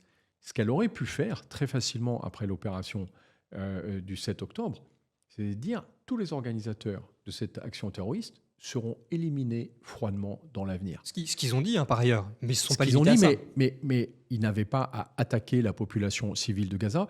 Je vais prendre qu'un chiffre. Moi, je suis un ancien officier d'artillerie, j'ai quand même l'habitude de faire du bomb damage assessment, c'est-à-dire de regarder quels sont les résultats de campagnes de bombardement. Actuellement, l'état civil qui est tenu par le Hamas sur la bande de Gaza annonce 28 000 morts. On ne lit jamais leur bilan jusqu'au bout. Ils annoncent aussi 9 000 disparus. 9 000 disparus, c'est des gens qu'on ne retrouvera jamais. Ils sont sous les décombres. Et il faut rajouter 20% de personnes que personne n'a réclamées, mais qui sont mortes et qui sont aussi sous les décombres. Ce qui veut dire que si on fait un calcul rapide, on voit qu'on a largement dépassé les 40 000 morts. 40 000 morts, il faut faire 3 à 4 fois plus pour avoir le nombre de blessés. Et s'il y a une attaque massive contre Rafah, qui est le dernier endroit où sont réfugiés 1,3 million, 1,4 million Palestiniens, il y aura au moins 10 000 morts de plus. Ça veut dire qu'on va sortir avec une opération qui aura fait 50 000 morts et 150 000 blessés au bas mot. Au bas mot. Comment Israël pourra justifier vis-à-vis de sa propre culture, de sa propre société et du monde entier, parce qu'elle a subi une attaque terroriste horrible, qui a fait 1200 morts, plus la centaine d'otages qui ne reviendront pas, 1300. Comment elle pourra justifier d'avoir fait 50 000 morts en face et surtout d'avoir dévasté suffisamment un territoire pour obliger sa population à s'en aller? Ce qui, je le rappelle, l'exode, parce que c'est une forme d'exode qu'ils sont en train d'organiser, c'est un crime contre l'humanité. Et ça, je pense que ça met en danger l'avenir d'Israël. C'est-à-dire que ce qu'a fait Netanyahou et les extrémistes, loin de protéger Israël comme l'ont cru les gens sidérés par la violence de l'attaque, sont en train de réaliser qu'en fait, c'est leur avenir qui est compromis face à des Palestiniens qui seront radicalisés par la violence des opérations qui ont été montées, et surtout face au fait qu'ils n'ont jamais réellement mis en œuvre une solution qui aurait permis la fin de ce conflit permanent entre Palestiniens et Israéliens. Au contraire, ils l'ont extrémisé.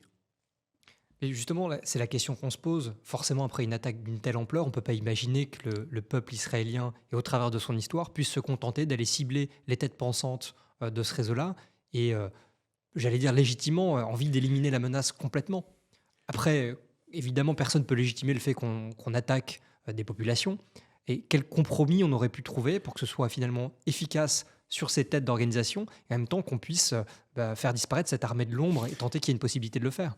En fait, les seuls qui pouvaient se débarrasser du Hamas sont les Palestiniens. Au même titre que tous les mouvements radicaux ne peuvent être qu'éliminés par la population qui les a fait naître. Donc faire revenir le Fatah, recréer une organisation politique au sein de Oui, Gaza. moi j'ai une relation forte avec plusieurs communautés musulmanes. Et en fait, ce sont toujours ces communautés qui ont fait disparaître les phénomènes d'islamisme. Ce n'est pas en lançant une croisade contre tel ou tel pays, comme à un moment, je me souviens, Bush fils l'avait annoncé, qu'on va détruire l'islamisme. En plus, il se trouve qu'en Irak, il n'y en avait pas. Donc, c'est plutôt lui qui a permis aux islamistes de s'implanter. Mais les seuls qui peuvent réellement lutter efficacement contre les formes de radicalisation, ce sont les peuples eux-mêmes. Et ça n'est pas aux Israéliens. Les Israéliens ne sont pas capables de détruire un mouvement islamiste comme le Hamas. Ce sont les Palestiniens. Or, pardon, mais le pouvoir de Netanyahou a tout fait pour que le Hamas s'impose comme étant l'acteur incontournable de la bande de Gaza. Il a tout fait pour le privilégier, y compris contre une autorité palestinienne qui n'était pas dans une forme olympique, mais qui s'est fait consciencieusement torpiller par les extrémistes israéliens qui ne voulaient surtout pas avoir un interlocuteur utile qui, à un moment, aurait pu organiser une forme d'équilibre et puis surtout d'avenir pour la bande de Gaza. Non, il fallait radicaliser pour pouvoir se battre. En fait, les extrémistes nous emmènent toujours vers la même vallée de larmes et de sang, celle de la guerre et de la violence. On s'est, là, dans nos propos, pas mal focus sur le Hamas, à juste titre. Est-ce qu'il n'aurait pas fallu, du côté des Israéliens et des Occidentaux, se concentrer sur ceux qui financent le Hamas? L'Iran, notamment, on a parlé un petit peu de la Russie, mais le rôle de l'Iran, et à travers le Hezbollah et le Hamas, est quand même incroyable dans cette région. On parle d'un pays qui Ouais. veut la destruction de l'État d'Israël. L'Iran, dans son gouvernement actuel des ayatollahs, est une menace réelle contre Israël. Et oui, il aurait fallu, à mon avis, ce serait beaucoup plus intéressant de lutter contre eux, de lutter, je veux dire, il y a plusieurs pays qui sont menaçants pour l'ordre mondial. Il y a la Corée du Nord. Il faut faire attention parce que la Corée du Nord, c'est une puissance nucléaire. Et donc, elle est extrêmement dangereuse. Or, les seuls qui peuvent faire tomber la Corée du Nord, c'est la Chine. Voilà.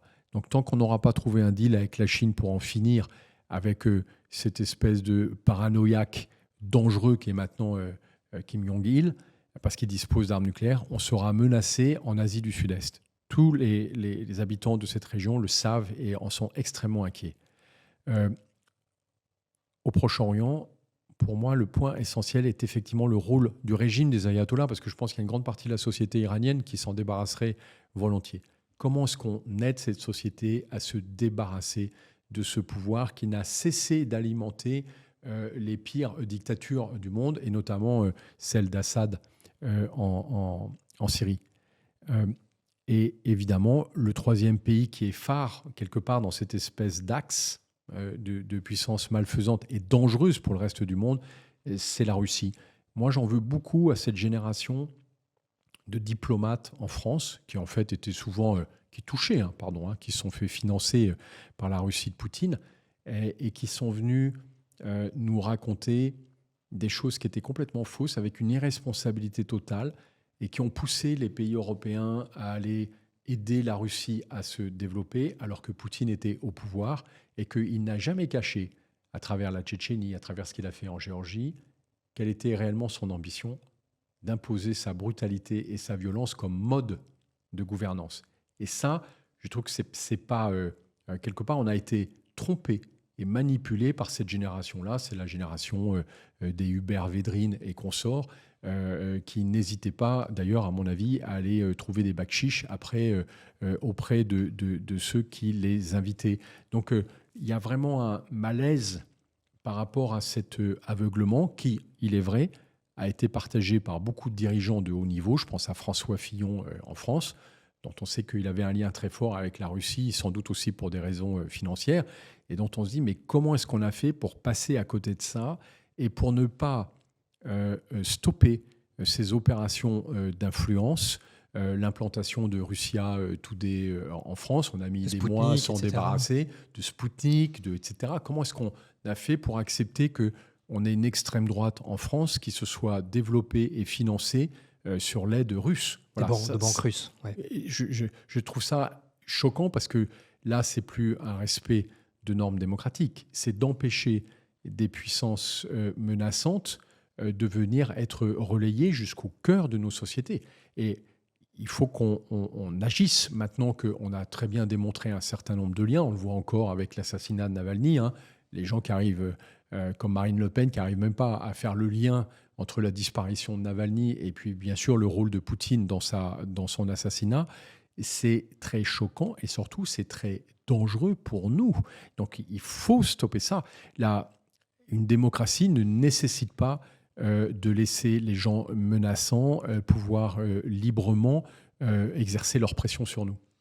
Est-ce qu'on ne combat pas à armes inégales face à des dictatures en tant que démocratie parce qu'on ne se prévale pas de la morale ni de l'éthique? Tu parlais de la guerre informationnelle. Aujourd'hui, les fake news, les usines à trolls, à bots, qui ont fait pencher sans doute l'élection aussi aux États-Unis à l'époque de Trump. J'ai envie de poser deux questions. Un, quel rôle cette guerre informationnelle joue aujourd'hui et comment tenir ce rôle-là? Et la deuxième, c'est comment est-ce qu'on fait dans ce combat un peu inégal contre des dictatures et comment on réimpose des schémas? Alors, on n'a pas, et on l'a vu aussi, et je me permets cette légère digression, mais en Afrique, où parfois on a cherché à imposer des démocraties, là où ce n'est pas du tout des modèles qui pouvaient parfois convenir. Donc là aussi, sans rentrer dans une forme d'impérialisme, à vouloir imposer nos schémas de pensée, comment on fait pour recréer de l'équilibre là-dedans? Alors, je vais commencer par la question la plus facile parce que l'autre est vraiment dure. Sur la guerre informationnelle. on est quand même les propres artisans de notre malheur.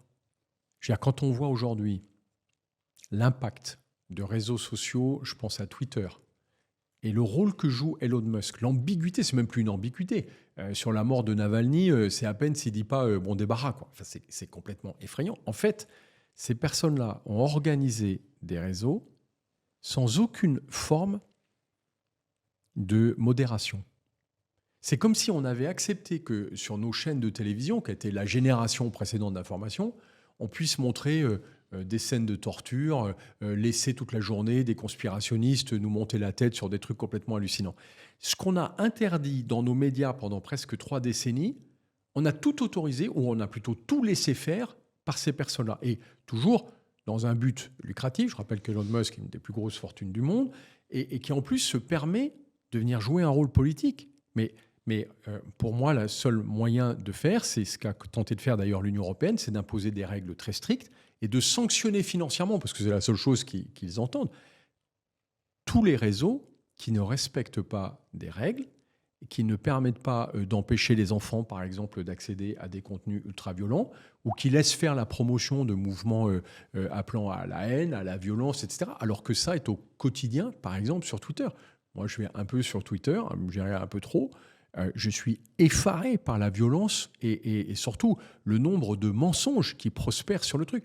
Il n'y a pas longtemps, il y a Thierry Mariani qui essaye de malpaguer justement sur la Russie en prétendant que moi j'ai affirmé dans une émission qui s'appelle C'est ce soir que Poutine était un véritable danger pour les pays européens. Et je l'appuie sur le fait que le dernier discours du 16 janvier d'ailleurs de Poutine menaçait directement les pays baltes et la Finlande.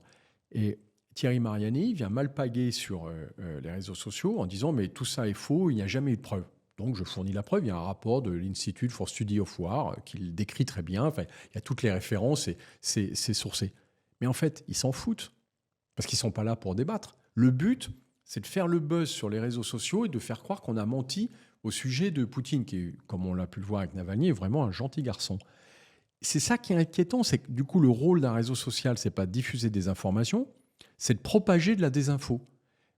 Je suis désolé, mais c'est la responsabilité de Twitter de stopper ce genre de choses. Et, attendez, là, stop, l'accusation, elle est fausse. Ou alors de rajouter, comme il commence péniblement à le faire, un élément de contexte. Monsieur Mariani oublie de préciser que... Ça, on peut le faire au niveau de l'État, ou tu parlais tout à l'heure de Thierry Breton pour l'effort de guerre, on peut le faire à l'échelle du marché intérieur européen en édictant des règles beaucoup plus fortes. Pour moi, clairement, quand on voit l'ampleur, par exemple, d'un réseau social comme Twitter, c'est pas à la portée d'un pays. C'est l'Union européenne qui impose une sanction en centaines de millions de dollars ou d'euros, voire en milliards. Ça, c'est le seul obstacle. Parce que l'autre en face, il est obligé de négocier. Et puis surtout, il est obligé de bouger. Mais ce qui est effarant, c'est qu'on a mis 10 ans avant de prendre des sanctions contre Twitter, alors qu'en fait, c'est quelque chose, non pas qui devrait être sous contrôle, je n'ai jamais parlé de censure, ce n'est pas mon sujet. C'est formidable d'avoir des réseaux d'information. Mais on peut faire des réseaux d'information, mais propres, quoi, dans lesquels... on ne laisse pas, encore une fois, les insultes, la haine se propager. Je trouve ça effrayant de se dire qu'on a autorisé sur ces médias-là des choses qu'on n'aurait jamais autorisées par ailleurs. Et d'ailleurs, quand on voit la manière dont les gens s'expriment dessus, sous couvert d'anonymat, sous couvert que sur Twitter, ça fait bien d'insulter tout le monde, mais c'est terrorisant, quoi. C'est ça qu'on veut donner comme culture, transmettre à la génération suivante. Mais on est fou. Justement, tu parles d'anonymat. Alain Bauer récemment a parlé d'identité numérique au même titre que nos identités normales du code civil. Donc ça, ce serait un bon moyen de pouvoir vérifier finalement l'information, de structurer un petit peu tout ça. Qu'est-ce que toi tu penses de ce type de proposition ? Moi, je pense que Alain Bauer a raison quand il dit que déjà, il faut lutter contre l'anonymat, en tout cas sur les réseaux informationnels, parce que de savoir qui cause, c'est vachement important. Or là, avec... Est-ce que c'est pas un peu liberticide ? Est-ce qu'on rentre pas dans un schéma où finalement on se sent encore un peu plus contrôlé ? C'est pas un problème de contrôle, c'est un problème d'assumer la responsabilité de ce qu'on dit. Après, la question, c'est de savoir si on prend des sanctions contre quelqu'un qui a dit quelque chose. OK, mais aujourd'hui, si moi je mens sur une situation ou que je porte atteinte à l'intégrité ou à l'honneur de quelqu'un, je suis traîné au tribunal. Mais par contre, quand je le fais sur les réseaux sociaux, sous anonymat, j'ai le droit de faire ce que je veux. Ben non, la règle, pour moi, c'est la même. Oui, c'est le Far West, en fait. C'est pire que le Far West, c'est la jungle. Mm. Donc, c'est pas normal qu'on ait laissé organiser cette jungle, et en plus, dans un but purement lucratif. C'est pas pour nous apporter une information alternative. Et d'ailleurs, le vrai problème, c'est que ces plateformes nous disent qu'elles ne sont pas responsables puisque ce sont juste des agrégateurs, alors qu'en fait, elles sont aujourd'hui, et c'était d'ailleurs un des débats sur la fusion M6-TF1, mais de dire finalement nos vrais concurrents, ce sont plutôt les GAFAM, plus que des concurrents internes. Mais on le voit bien dans les règles qu'essaye d'instituer, par exemple, l'Union européenne. Le sujet, c'est pas de les contrôler, c'est de mettre en place des systèmes de modération. C'est à ces systèmes-là de vérifier ce qui est raconté et d'empêcher que ça devienne des plateformes de pédopornographie, d'insultes et de violences raciales, etc., comme ça l'est aujourd'hui. C'est ça qu'il faut empêcher. C'est juste les dérives du système. C'est pas le fond. Je reviens sur la question de fond que tu posais tout à l'heure. Au fond, qu'est-ce qu'on peut faire pour permettre un développement équilibré et harmonieux dans le monde? Pour moi, la première chose à faire, c'est de défendre ce à quoi nous sommes attachés. Je pense qu'il y a une forme de naïveté en Europe du fait de la disparition de la culture de la guerre et de la culture militaire. On a vraiment cru que les choses se feraient sur notre bonne foi. Voilà, qu'on allait se pointer n'importe où dans le monde puis dire bah non, quand même pour faire un truc pareil, puis on est prêt à financer derrière, donc ça va aller mieux. Ça ne peut pas marcher si à certains moments, l'Union européenne, quand elle estime qu'elle est menacée, y compris dans ses approvisionnements économiques, y compris dans sa culture, n'est pas capable d'intervenir durement pour stopper un agresseur. Stopper un agresseur, c'est vital. Ça ne veut pas dire aller massacrer, justement comme Poutine, toute personne qui ose dire qu'elle n'est pas d'accord avec nous, mais c'est juste, on a un droit international aujourd'hui, qui à mon avis est quand même relativement développé. Les personnes qui transgressent ce droit, il faut agir contre eux. Il ne faut pas attendre qu'ils prennent le pouvoir. Typiquement, Poutine, ça fait des années qu'il transgresse le droit aussi bien dans son pays qu'à l'étranger. Pourquoi on n'a rien fait quand il a envahi une partie de la Géorgie? Pourquoi on n'a rien fait quand il a massacré la Tchétchénie? Pourquoi? Parce qu'on a essayé de le faire avec nos arguments et que quand il a menacé Nicolas Sarkozy d'une guerre nucléaire, tout le monde s'est replié à la niche. Pourtant, c'était le moment où il fallait dire, bon, attendez, là, cet homme, il devient carrément menaçant. Donc, comment on fait pour empêcher la Russie de devenir sa proie? Et pour moi, il y a d'abord une question de défense. Les choses auxquelles on croit, il faut les défendre, y compris militairement quand c'est nécessaire. Et puis, le sujet suivant, c'est effectivement nos interventions à l'étranger. C'est très frappant chez les Français, le nombre de fois où on est intervenu, notamment en Afrique, sans qu'en réalité, on ne nous ait rien demandé. Alors c'est très bien, c'est toujours sur notre bonne volonté. C'est nous qui décidons que le Mali avait absolument besoin qu'on intervienne, etc. Mais quand on reste 10 ans au Mali, et que forcément, les Maliens finissent par nous prendre par des occupants. Parce que quand on reste 10 ans à un endroit, on est pris par des occupants. Je ne suis pas sûr que les Français auraient beaucoup accepté qu'il y ait des régiments de l'armée malienne qui soient en France pour lutter contre le terrorisme. Il faut se poser la question de la légitimité de notre action. À mon avis, la France, ancienne puissance coloniale, qui n'a jamais complètement rompu avec cette culture de la France-Afrique, la grande France, qui va expliquer aux uns et aux autres comment ils devraient faire. Elle devrait changer de siècle en changeant de portage. Pour moi, aujourd'hui, les seuls qui sont légitimes d'intervenir comme ça à l'étranger, c'est l'Union européenne. Parce qu'au sein de l'Union européenne, de toute façon, si on veut trouver un accord, on ne peut pas se lancer dans une aventure néocoloniale. Il y aura toujours soit des Allemands, soit des Espagnols, soit des Irlandais pour nous dire « Non mais attendez les Français, là, vous allez faire quoi au Rwanda là? C'est quoi votre histoire? On va arrêter. Il faut qu'on empêche ce génocide, mais sûrement pas en envoyant des hommes pour aider ceux qui le commettent. » Or, quand l'Union européenne intervient, c'est forcément d'abord avec un compromis politique important, donc ça veut dire qu'on a un accord de plusieurs acteurs assez différents, et d'autre part, c'est un niveau de puissance qui seul peut apporter une solution. Typiquement, quand on sortira forcément à un moment de cette guerre sur la bande de Gaza, en fait, qu'est-ce qu'on va faire après? Pour moi, la question, là, elle est cruciale de l'après-guerre, du jour d'après.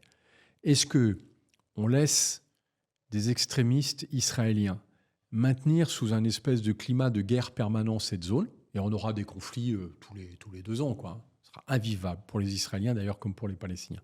Ou est-ce que l'Union européenne joue enfin un rôle en disant, bon, on va reconstruire la bande de Gaza. C'est nous qui allons assurer avec une coalition militaire, par exemple dirigée par l'Égypte, le fait qu'il n'y ait aucun mouvement extrémiste qui puisse prospérer dans cette zone. Mais c'est nous qui allons aussi garantir les droits des Palestiniens, qu'ils ne soient pas l'objet de sanctions immédiates et souvent humiliantes de la part des Israéliens dès qu'il se passe quelque chose sur la bande de Gaza. Donc tant qu'on ne s'impliquera pas plus sur ce genre de sujets internationaux, on laisse des foyers de guerre et au fond de déstabilisation mondiale se propager. Voilà, c'est pas restons chez nous, comme le dit Trump, isolationniste. C'est oui, on peut aider les autres, mais on ne peut pas les aider contre leur gré. Je pense que l'expérience de l'Afghanistan a montré à tout le monde qu'on n'imposait pas un système importé en décidant que c'était celui-ci qui était bien. Par contre, on aurait accompagné les Afghans pour progressivement organiser leur pouvoir. Ça aurait pu fonctionner. Mais là, en l'occurrence, ça ne marchait pas. On ne peut pas non plus tolérer que un très grand pays comme la Russie, et ce serait la même chose s'il était très petit, envahisse son voisin en expliquant que c'est pour le sauver d'un génocide. C'était quand même horrible. Et qu'il allait le dénazifier, alors qu'aujourd'hui, s'il y a des comportements de nazis, je pense que c'est plutôt du côté du régime de Poutine. Donc tu dis agir vite, agir de manière assez forte quand on peut le faire dès le début, sur la réponse militaire.